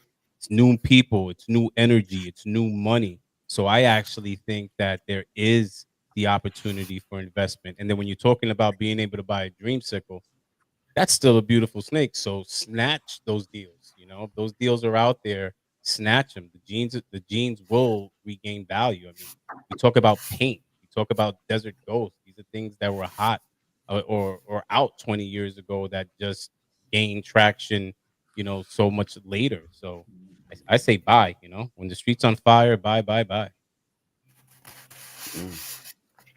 Oh. I kind of agree with Brian. I've seen there was a year where we weren't getting an influx of new people, and now we are. Like I talk to people that are like just starting to build their collection and ask all those types of questions and stuff. So I mean, it's starting to go. So we'll see where it goes from there. You know. Then a perfect example, Tim, like the guest on today's 15 Minutes of Lame segment, Morphed Out Reptiles. I met him back in 2020. The fact that he's still around and is finding, you know, a way to keep the Python passion going, that he's bringing a new outlook, that he's pivoting, you know, 5 years later, still doing the shows. He didn't sell me. He let me walk away from his table. And that's one of the things I always say, guys, don't let people walk away. They're not coming back. But yeah, so you're seeing that. You're seeing people that were like doing it, you know, years ago that found a way. Some of them are much more successful today, and they're pivoting. You know, when you're looking at the Bobs and the KGs, Bomb Projects that are now doing their own shows, if you don't find a way to pivot, if you don't find a way to be innovative in any industry, and I saw someone make a comment before, don't confuse community and industry. You know, we always mix these words. When you're trying to make money on this, it's industry, it's business. So don't confuse the two. The community is part of it because there are pet owners and there's all these things that take place. But when there's money involved and you're paying taxes and you have to monitor the cash flow, don't get it twisted. This is industry. So I think that we lose sight of these things sometimes. Yeah, to a point, but you're like me. You're not out there behind tables every fucking month seeing this resurgence that you felt at Bob's show, because honestly, the proof is not in the reptile sales. So The proof is just in sales. So we had Darian on the show, and I think he may have embellished more than once when he said the average sale was $400. I think it's closer to three because I heard that at some point out of his mouth. So when you look at that and you try to take into account how many of those sales you need to make annually to make this worth it, that gets difficult. Now, if that is just one form of your revenue stream, and you're getting rid of low end animals, it's still better than getting rid of them wholesale. I'm not mad at you. That's what business is. I don't think enough people look at this and run it like a business, and then they blame the market. It's not the market. It's you. Okay. The reason why there are people. yeah, to a point. But for instance, Shane brought up the point that fucking he sells snakes off his following. All right. He doesn't need to pay the MorphMarket $800 or $300 a year. Dave brought up the point that more sales at $50 doesn't help him at all. Okay. So really, at the end of the day, I mean, you just bought a snake on auction. Okay. For like $40, right? So actually there's a lot to this story, and this is why I always love Chris, because he always snitches. The point, I'm just going to share one part of the story right now, was to see how the auctions went, and I can't believe the auction I won and the person I won it from, and I might do a show on that at some point. Yeah, I'm going to keep quiet about that part, but fucking so it was sad. It literally was like a sweet and sour, where you have this experience where you win, and winning any auction, right? That's the whole beauty of auctions, and how sometimes you can make more than something is worth, because that adrenaline gets going and you want to win, and you click and you keep clicking. But it's sad when you win such a high valued animal at such a low price, because that's a snapshot of the reality of where we are. Now, these forums and having all of these discussions about these realities, I think, will help us so we can pivot and try to find a way to make it worth making money again. I see Billy in the chat. I mean, look at the things that Billy, Bob, these people buy new facilities, they grow. You mentioned Shane. Shane pivoted, gosh, years ago. He doesn't just do pythons. He got into the hognose. How long ago did you get into the hognose, Shane? Yeah, but where are those $50 animals going? Cobras. Yeah. I told you, Chris. I told you I wanted one just so I could have one and not go through the headache. I told you. So I'm just saying, like, what you're really, saying is you feel this aura about a show, but the sales don't match that. And I honestly think people are blaming COVID for too long. Okay. And also, I think that a price point is here's the problem. Everybody now, all the what they would call mid-level breeders now, are producing amazing shit. Okay. And I think the future is somewhere, the price is going to settle to like $2 or $3 grand an animal. Okay. And then it'll slowly fall from that point. Okay. Because right now, all the mid-level guys are making shit that we didn't dream of making 5 or 10 years ago. Okay. So just because, so in my head, you have a $2,000 to $3,000 high point that you're eventually going to get. It's only going to go down further than there, So I just am not seeing this resurgence that you guys are seeing in the fucking ball So python market. I'm seeing it in here's other the thing. species, but not this. So there was the time, and if anyone ever thinks it's going to get back to that time, and the references of the pyramid scheme, or multi-level marketing. I mean, there's a reality. I remember when Antoine was on the show and he mentioned that years ago, and I'm like, wow, like I literally looked at it and I'm like, there's a reality to it. But there's a reality to multi-level marketing and pyramid schemes. If you're in there at the top, you're making the money. When I'm saying that this is something that there could be a resurgence, it's in the person that has the reality of the money that they can make. If they're looking to make an extra 20 to 50 grand a year and they have that extra time to put into it, I mean, it's not rocket science, guys. My son started this at 6 years old and he does well. So why can't we have that resurgence where we don't have everyone trying to be the millionaire and trying to quit their job? Let this be another revenue stream where it's profitable. The biggest issue is where people just jump in and get over their head right off the bat, where they want $3,000 racks to house lower end animals. Get the animals before you get the racks. Get the right animals before you're inundated with 100 snakes that you can't do anything with half the genetics. So the more bash coders and the more of these shows that are popping up with the newer people, Sky High Morphs, Brian, another former 15 minutes of lame contestant, that they have this energy and they have this passion. You got to admit it, every one of us is contagious. It's contagious. And that's why I see that there is the opportunity, because if we have the people that are going out there like disciples and bringing in more people, that's where the cycle begins again.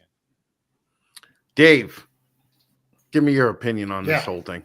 I mean, because you're the only one here. Well, not the only one here, but the only one. Or you and Shane are really the only behind the table guys. Really? Okay. Well, I think it still comes down to, there's more ways to skin a cat than one. So we have to do multiple things to sell our animals. But do I think that we're going to go back? I don't know if we'll ever go back to the days we were even 4 or 5 years ago before COVID. And I'm not blaming COVID. I just mean, I think it's the way this has evolved. There are a lot of people, especially in the last handful of years, that got into this, bought into high dollar project animals, and they're selling them for a third of what they're actually valued at, just because they don't want to sit on them for any amount of time. And in doing that, I think it's normal for that to sink that project and in a whole the whole business. So I mean, I still think it's a profitable business, but I think you have to work a lot harder. And I believe that you have to be able to step out and have multiple different projects that you're working that other people are not working, and be willing to sit on them for a little while and demand that price instead of throwing them up in an auction or just, push them under the table for $200. Right. Well, I the will thing say is, that I was going to say, I was going to throw it over to Craig in a minute, but doing other things like diversifying, like Craig, like I guarantee that Dumerals boa guy wasn't hurting today at the at Tinley, right? So maybe kind of branch out into other things.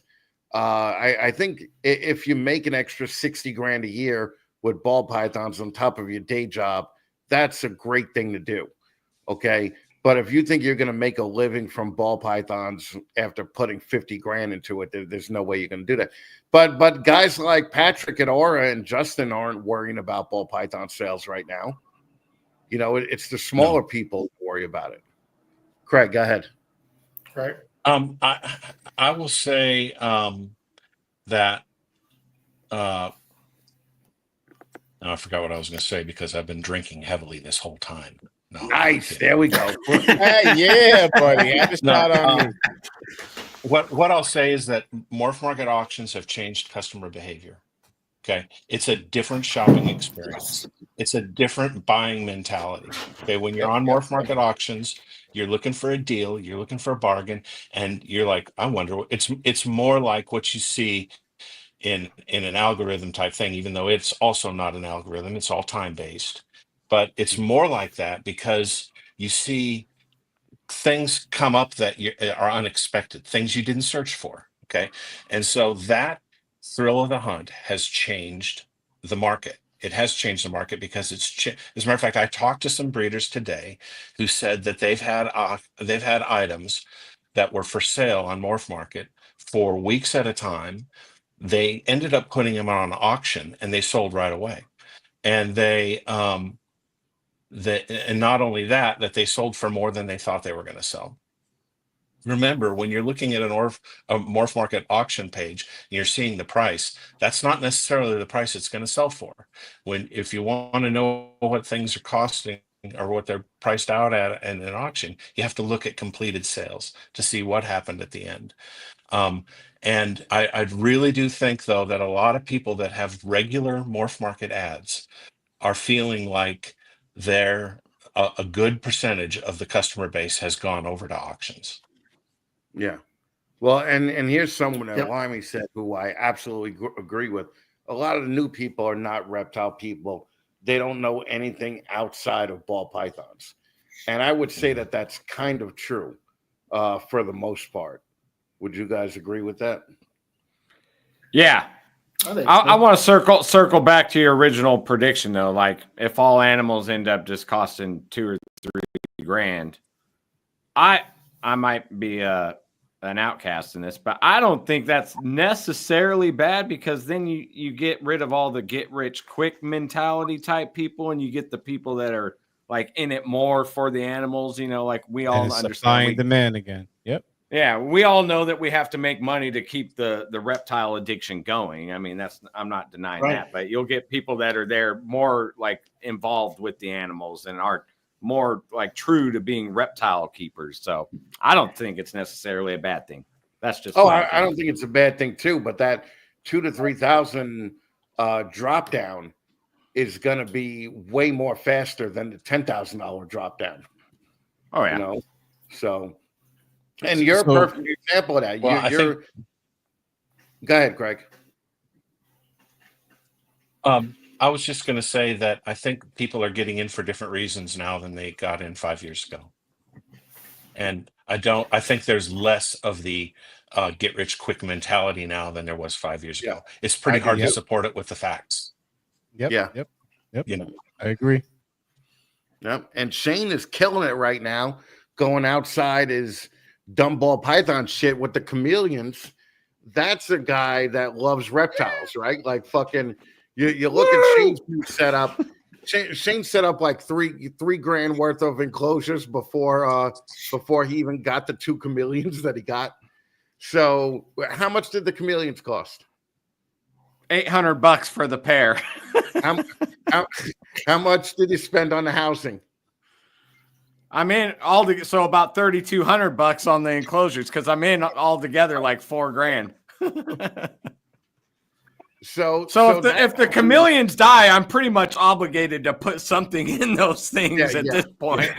I totally get that. Chris, can we talk about what Charlie just said? I mean, he is the reigning 15 minutes of lane champion. Okay, Shane is former. You know, it's cool. Yeah, that's real cool, Dusty. So let's look at that.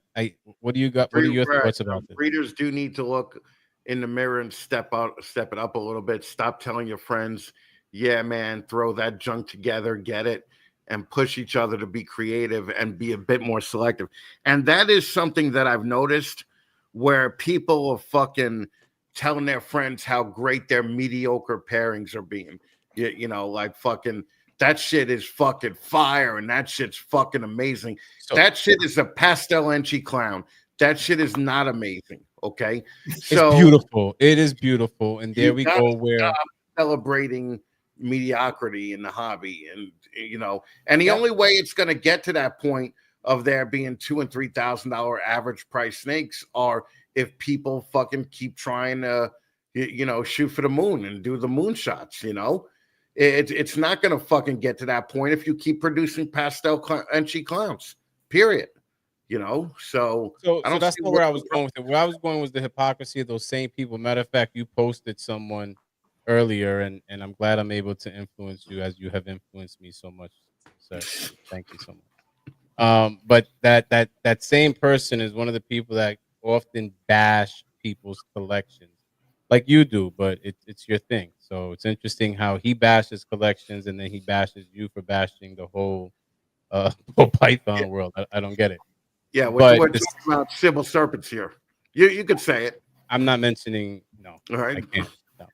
So my thing is that you sell the same animals that you're bashing people for having, and it's the hypocrisy here. And that's the thing that I'm hoping to see a change in and like you say, Craig, that we have a different type of people coming in, and yeah, and I agree with Craig. There is a different type of people coming in now. People like Nikki fucking coming in who Nikki is not into ball pythons for money. Okay. Will from CNC is not in it for money. As you could tell, there's nothing wrong with pastel entry clowns. You know what? Well, never mind. You're celebrating mediocrity. All right. So it's all good. But the newer people are not, not into I'll take that collection. Getting rich.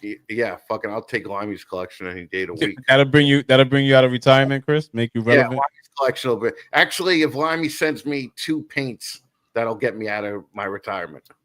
I'm with you. I'll go in on that. I'll help him. I'll change his bedding, and I'll change Chris's diaper. Oh, Jesus Christ. All right. Well, I know Shane got to go to bed, man. Oh no, Shane tomorrow. Shane's off tomorrow. Okay. Yeah. Right. Yeah. This is another thing. I like Mike leaving comments because fucking being half blind, that comment probably took him the last hour to fucking type in. So bring in, leave Mike stick. You're an idiot. I'm sure he had a way to do it. All right. Yeah, he probably got like a Braille keyboard. That's fucking awesome, man. Or maybe talk to text. Fucking 2025, you old bastard. Like shit. No, I love the advancements we're giving to crippled people these days. So, Mike, I'm a fan. All right. Billy's comment. And Billy, it's funny. I've been quiet, and you guys are all in this drama. Can't we all just get along? Come on, guys. Yeah, so but Billy's in an ongoing fight with a meth addict right now. Like fucking. So I called Billy the other day, and I'm like, "What the hell are you doing?" He's dressed in like him. He got the hat on. He's doing the karate, bringing out the nunchuck. Dude, I had to tell the guy what a fucking idiot he was last night on one of his posts. Like fucking. I was just like. He's like, this guy's making fun of the industry. And I thought the guy was talking to me, right? And he's like, he breeds 6 snakes. I'm like, bitch, I haven't bred a snake in fucking 8 years. No, you bred a snake 2 years ago. So, yeah, I mean, that dude is a fucking jackass. And the thing is that at CRBE, I met the guy, and he seemed like a nice guy. Oh, you met? He was there? So, yeah, I fucking met him. He seemed like a nice guy. So he clipped one of my episodes, right? Me shitting on Billy, and obviously, just like always, just leaves it like that, and then doesn't do any of the follow up. Right. One of the things I've always said, Billy's never backed down. Any show I had where there was any ever mention about him or any situation, he was there in the comments live and responding to it when I asked him on the show. Unlike you, Darian, he came on. So, the guy clipped the little thing, and I hate when people do that, where they take the little clip and they want to manipulate what happened and make it seem like something else happened. Man, Brian really got the whole.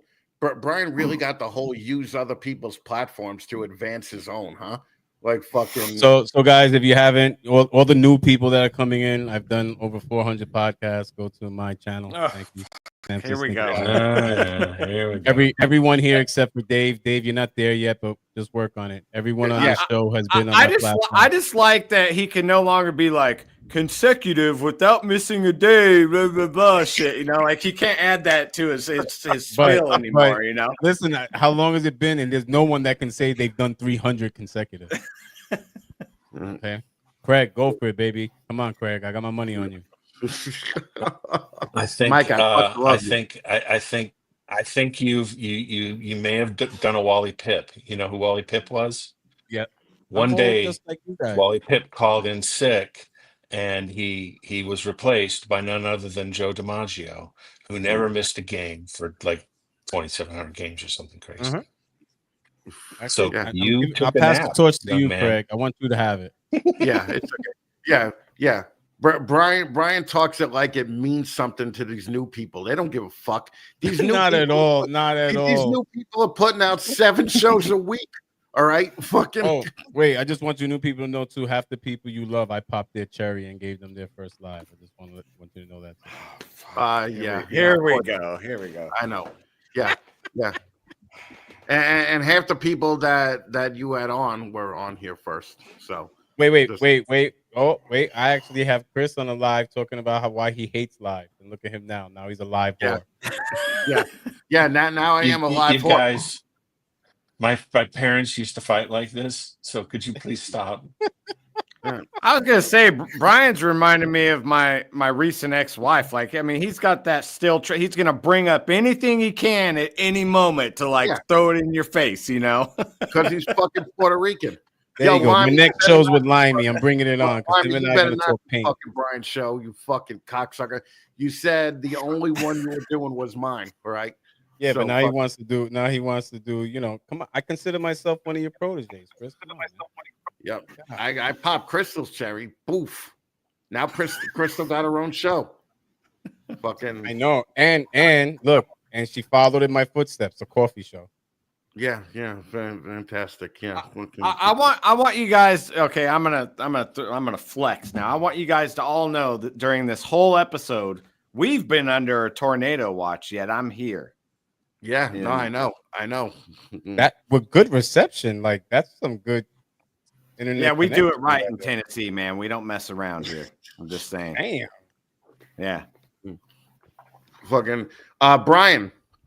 Tell Craig what you did with all his recommendations that you bought. Me? Yeah.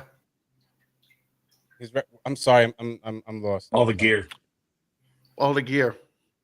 Still sitting on my desk. Tell how you're using that shit. Yeah. And yeah, I got it. But I'm using my drone now. So I love technology, but it just takes me time. You know? So yeah. I still got to get the video cameras and do the construction. It's a lot of shit. You guys act like it's easy, man. I'm trying to do a real podcast, you know? Trying to be like, I know. Like you one day, you know? Yeah. Trying to be like the fat man. By the way, I am an honorary fat man, in case you didn't know. Yes, you are. You're the only no, there may be some other ones. But well, I have it on a live where you said that when you die. I got the pin. The pin. I mean, just saying. Yeah, that was just he had to buy more than one to get them. Right, yeah. It's on my red line patch wall. You know, I got my little pins at the bottom too. I have a pin wall. Listen, I got you. I got you a green check today, buddy.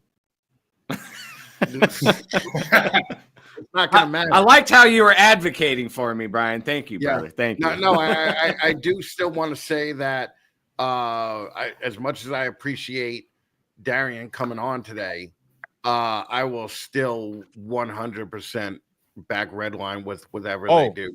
Period. Chris, all jokes aside, I need to share something because I've never received anything from Robin, and I kind of got a hard on for him for that. Plus the fact that I think it was back in November 24 that he agreed to give me a statement about all of this, and here we are in March of 25, and I still haven't gotten my statement. But the customer service is there. Like there's no You can't debate that. And again, we're talking about live animals, and I think we can't lose sight of that. I don't sell. I sell value, because if a customer is only looking for price, I let them know up front I can't help. I know for a fact you're going to be able to find it a lot of other places for cheaper. I sell value where it's going to benefit you long term, and I think that that's what we have to keep sight on. And it's not just Redline. And my experiences were with Redline, either because he sponsored some of the fundraisers that I donated snakes with. But the experience I've had, matter of fact, I saw Mad River here.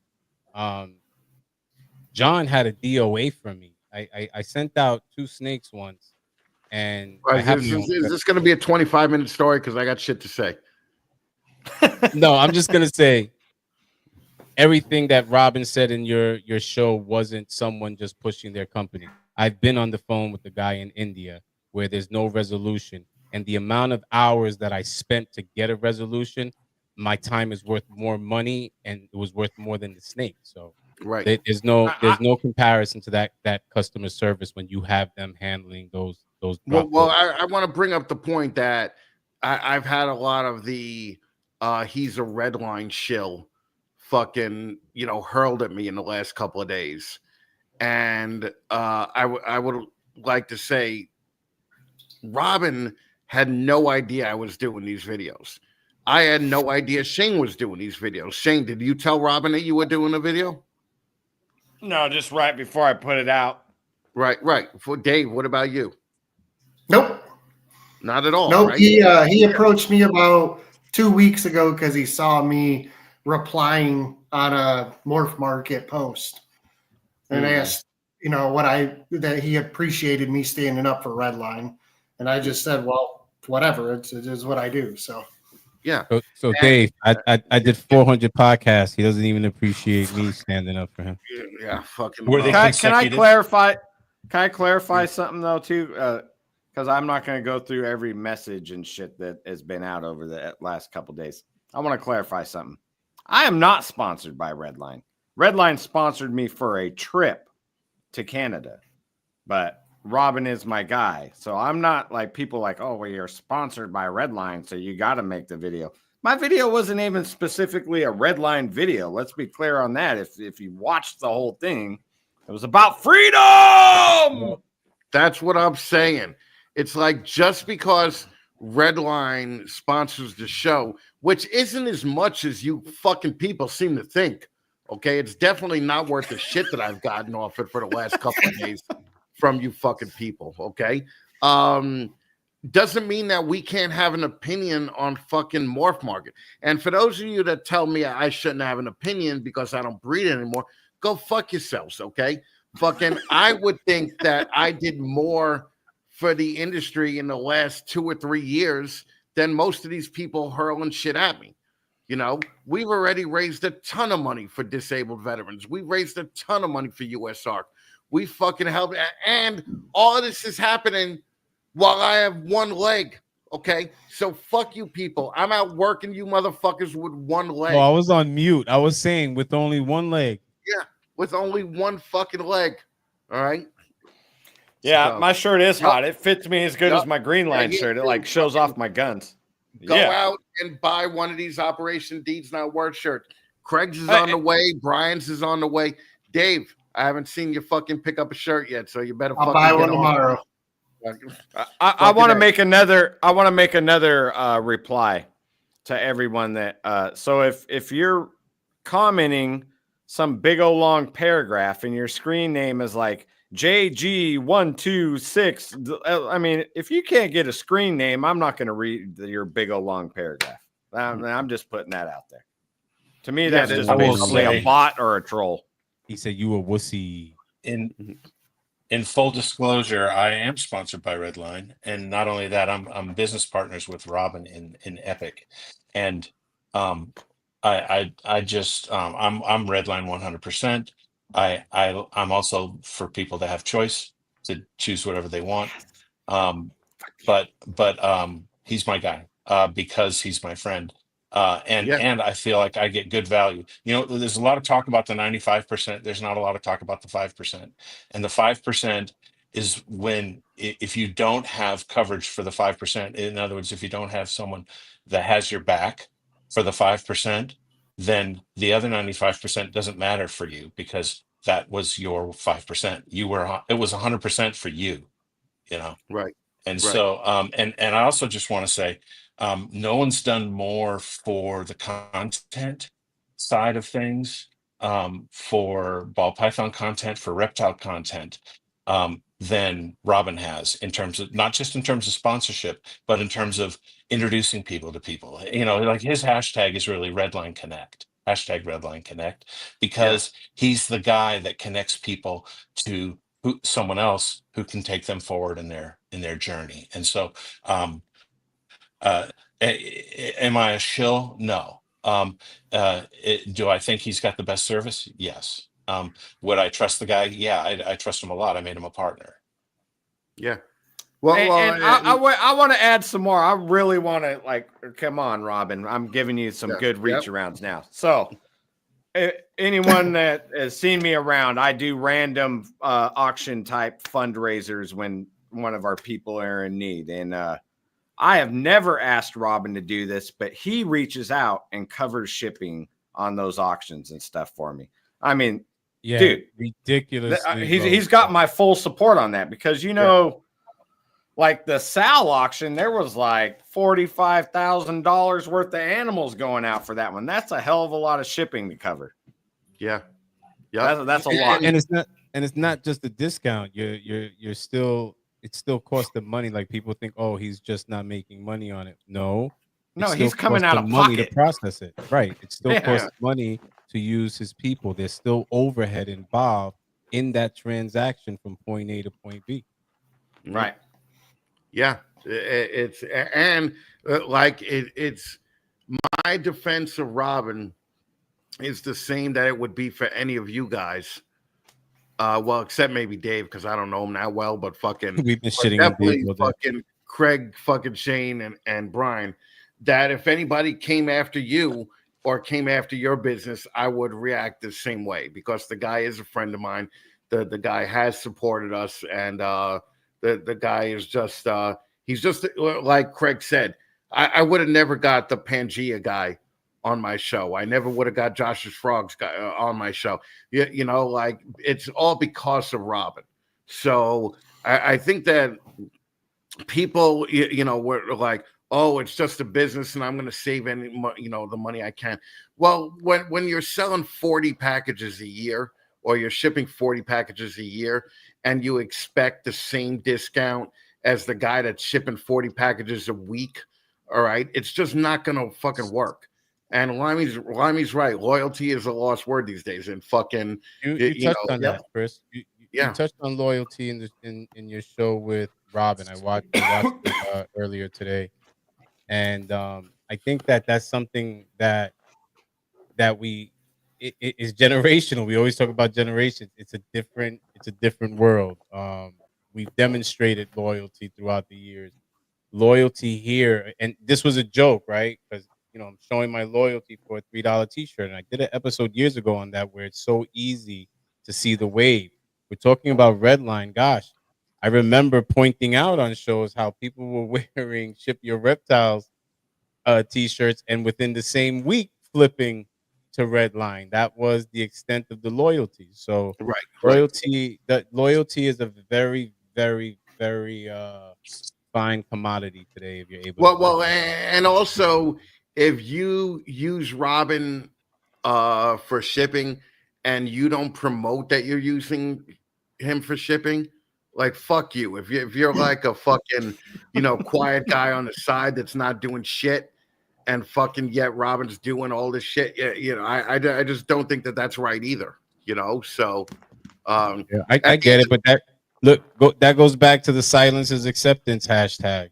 Yeah, you know, it's like, you know, everyone's gonna pick and choose their battles, and you see what people's values are when you see what cross they're willing to. I mean, what hill they're willing to die on. You know, so Well, I think that if you don't ship with Redline, you're a murderer. Yeah, you're a murdering son of a bitch. That's right. You fucking degenerate. I think no monopoly is good in any aspect in any part of our industry, and I'm always going to fight for freedom. But take that to the bank. But this is the flip side of that, Shane. You're absolutely right. But when you have someone that's coming after yours, you're forced to step up your game. I've gone through that recently. I lost more money last year than most people will see in their lifetime. And you have to switch and you have to say, okay, so we're gonna do that. All right, let me figure this out.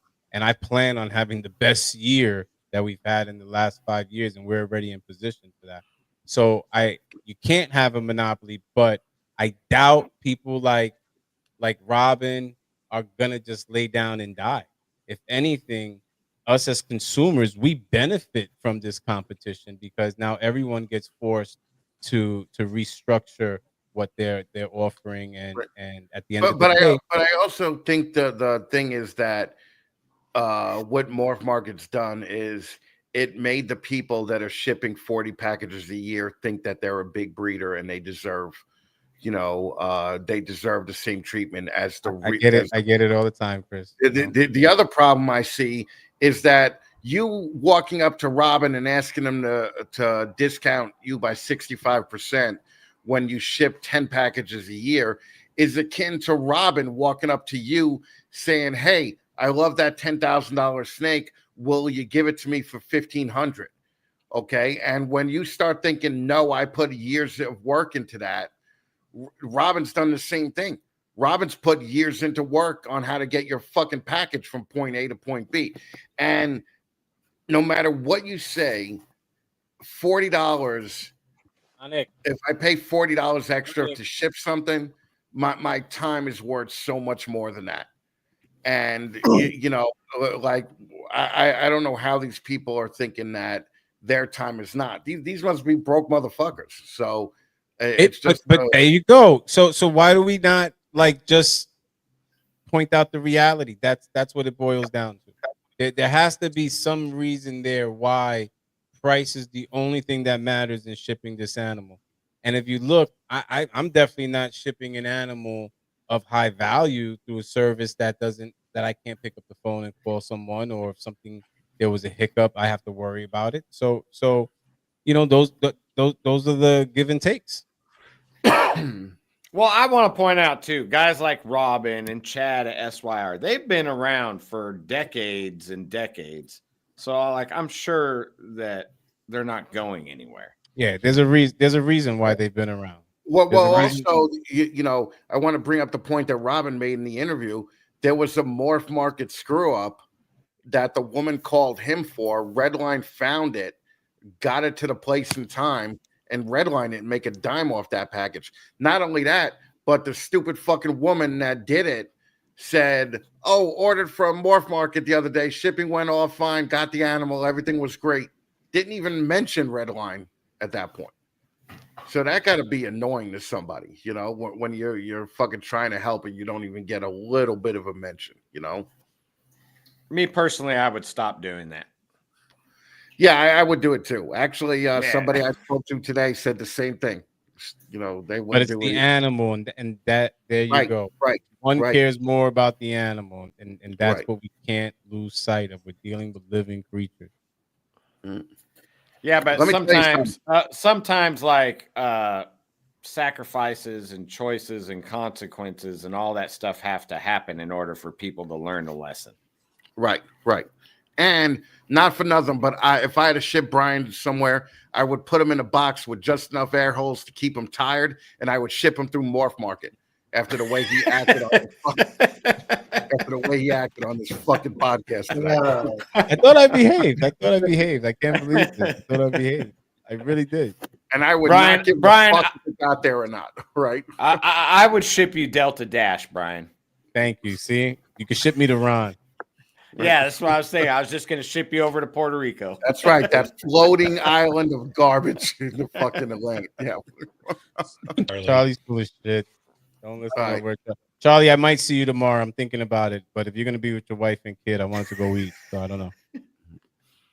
I do want to point out too how Brian always has to point out that he's part of the fucking Spanish 2%.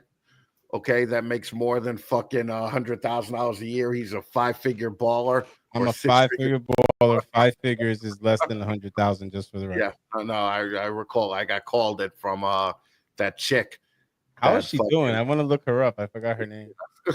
Yeah, just because you're a fucking 5-figure baller, Chris, fucking doesn't give you the right to talk. I'm like, 5-figure baller? You must be like a cashier. All right, fucking, because if that's baller to you, I don't know what the fuck. She definitely would use MorphMarket shipping, you know. So yes. Well, since we're just bullshitting now, do you think that Luke went back into bodybuilder mode just to try to shame Brian for trying to lose weight? Do you think it's like a big old just like fuck you to Brian? So what do you think? No, if you go back, Chris, didn't we start discussing like doing a Biggest Loser type of thing? Yeah, we did. Yeah. And then Chris fucking took the lead, took his leg off, 35 pounds right there. Boom. So fucking Luke and I were left in the dust, you know, so we had to work hard at it. No, Luke is a former pro power lifter, like world record holder. So it was good to see him get off his fat ass. Yeah, he's looking good, man. I seen his update picture, I think, on Facebook like a week ago. I haven't. Good. I don't follow. I never accepted his request. You got to. Yeah. Brian never requested. Well, hey, don't do it now because he's showing you up, dog. I mean, he's like like a Smurf version of Arnold Schwarzenegger right now. Yeah. He's like 5'3". He finally looks good enough to be with his wife. Okay. Yeah. Finally. Yeah. Right? Yeah. I'll agree with that. Yeah. Craig, fucking take us out with another epic rant here. Why should people watch Epic and sign up for Epic? Yeah, I think it's going to be cool because you're going to be able to get a lot of content that's focused on how you can move your business one step forward. And that's really the goal. If you can move your business one step forward, whether it's because you need better media, whether it's because you need better social media, whether it's because you need to learn to be a better guest on podcasts, or whether or not you just need to hear some growth strategies from bigger breeders. I think this could be a real difference maker for a lot of people. It's totally free, thanks to some great sponsors, including Reptile Basics, Redline, Stewie.com, Pangea, and Palm Street, all coming in with big peer belief that this is going to be valuable to some people. And so I really hope that we can deliver on that value and go to epic.live and register for free. And then we'll send you an email just about April 4th, and we'll see you at the conference. Okay. I'm registered. Just putting it out there. I'm in. I don't think I am. I think I am. I think I did right away because I'm a good boy. You're a good boy. Yeah. Okay. All right. Listen, I didn't play like half the ads that I was supposed to because we've had an actual interesting conversation tonight. So I'm just going to send us out. Well, listen, buy something from Recoil Reptiles. Okay. They do great PVC caging and display cages. They're mostly out of Oklahoma, Texas, and Louisiana. They'll deliver your shit to a herp show if you buy it online. Show Me Marketplace. It's actually emerging as a competitor to MorphMarket. Go sign up at Show Me Marketplace. Sea Serpents. If you don't have a Sea Serpents rack in your house, you're a fucking loser. And if you haven't registered for Epic, get your fucking life together and register for Epic and fucking come hang out with us on April 4th. Okay. Gentlemen, thank you for coming by and fucking hanging out all night. Legit, it was a pleasure to have Dave here, who I didn't know prior to this. And Shane, you're pointing in the wrong spot. Reverse that. No, I'm like, what? There you go. Fucking Brian, you're a douche. Craig, I love you. Shane, I fucking love you. Yeah, you guys killed it tonight. So thank you for coming. We're gonna head out now. Just hang out for 2 minutes backstage, all right? Cool. I'm there. All right, take it easy, guys. Freedom! Everybody, man, Shane practiced that. Okay, guys, we'll see you. We'll see you next week or in 2 weeks. All right. No, I'll see you tomorrow night. I'm having a Sunday Night Hot Girl episode. Dipping Dragons. Okay, is gonna come on. So I'll see you guys tomorrow night. Join the Patreon. Buy a fucking Deeds Not Word shirt. Fucking be with all the cool people and fucking wear that Deeds Not Word shirt. Fucking love it and support disabled vets. All right, guys, we'll talk to you later. Bye-bye.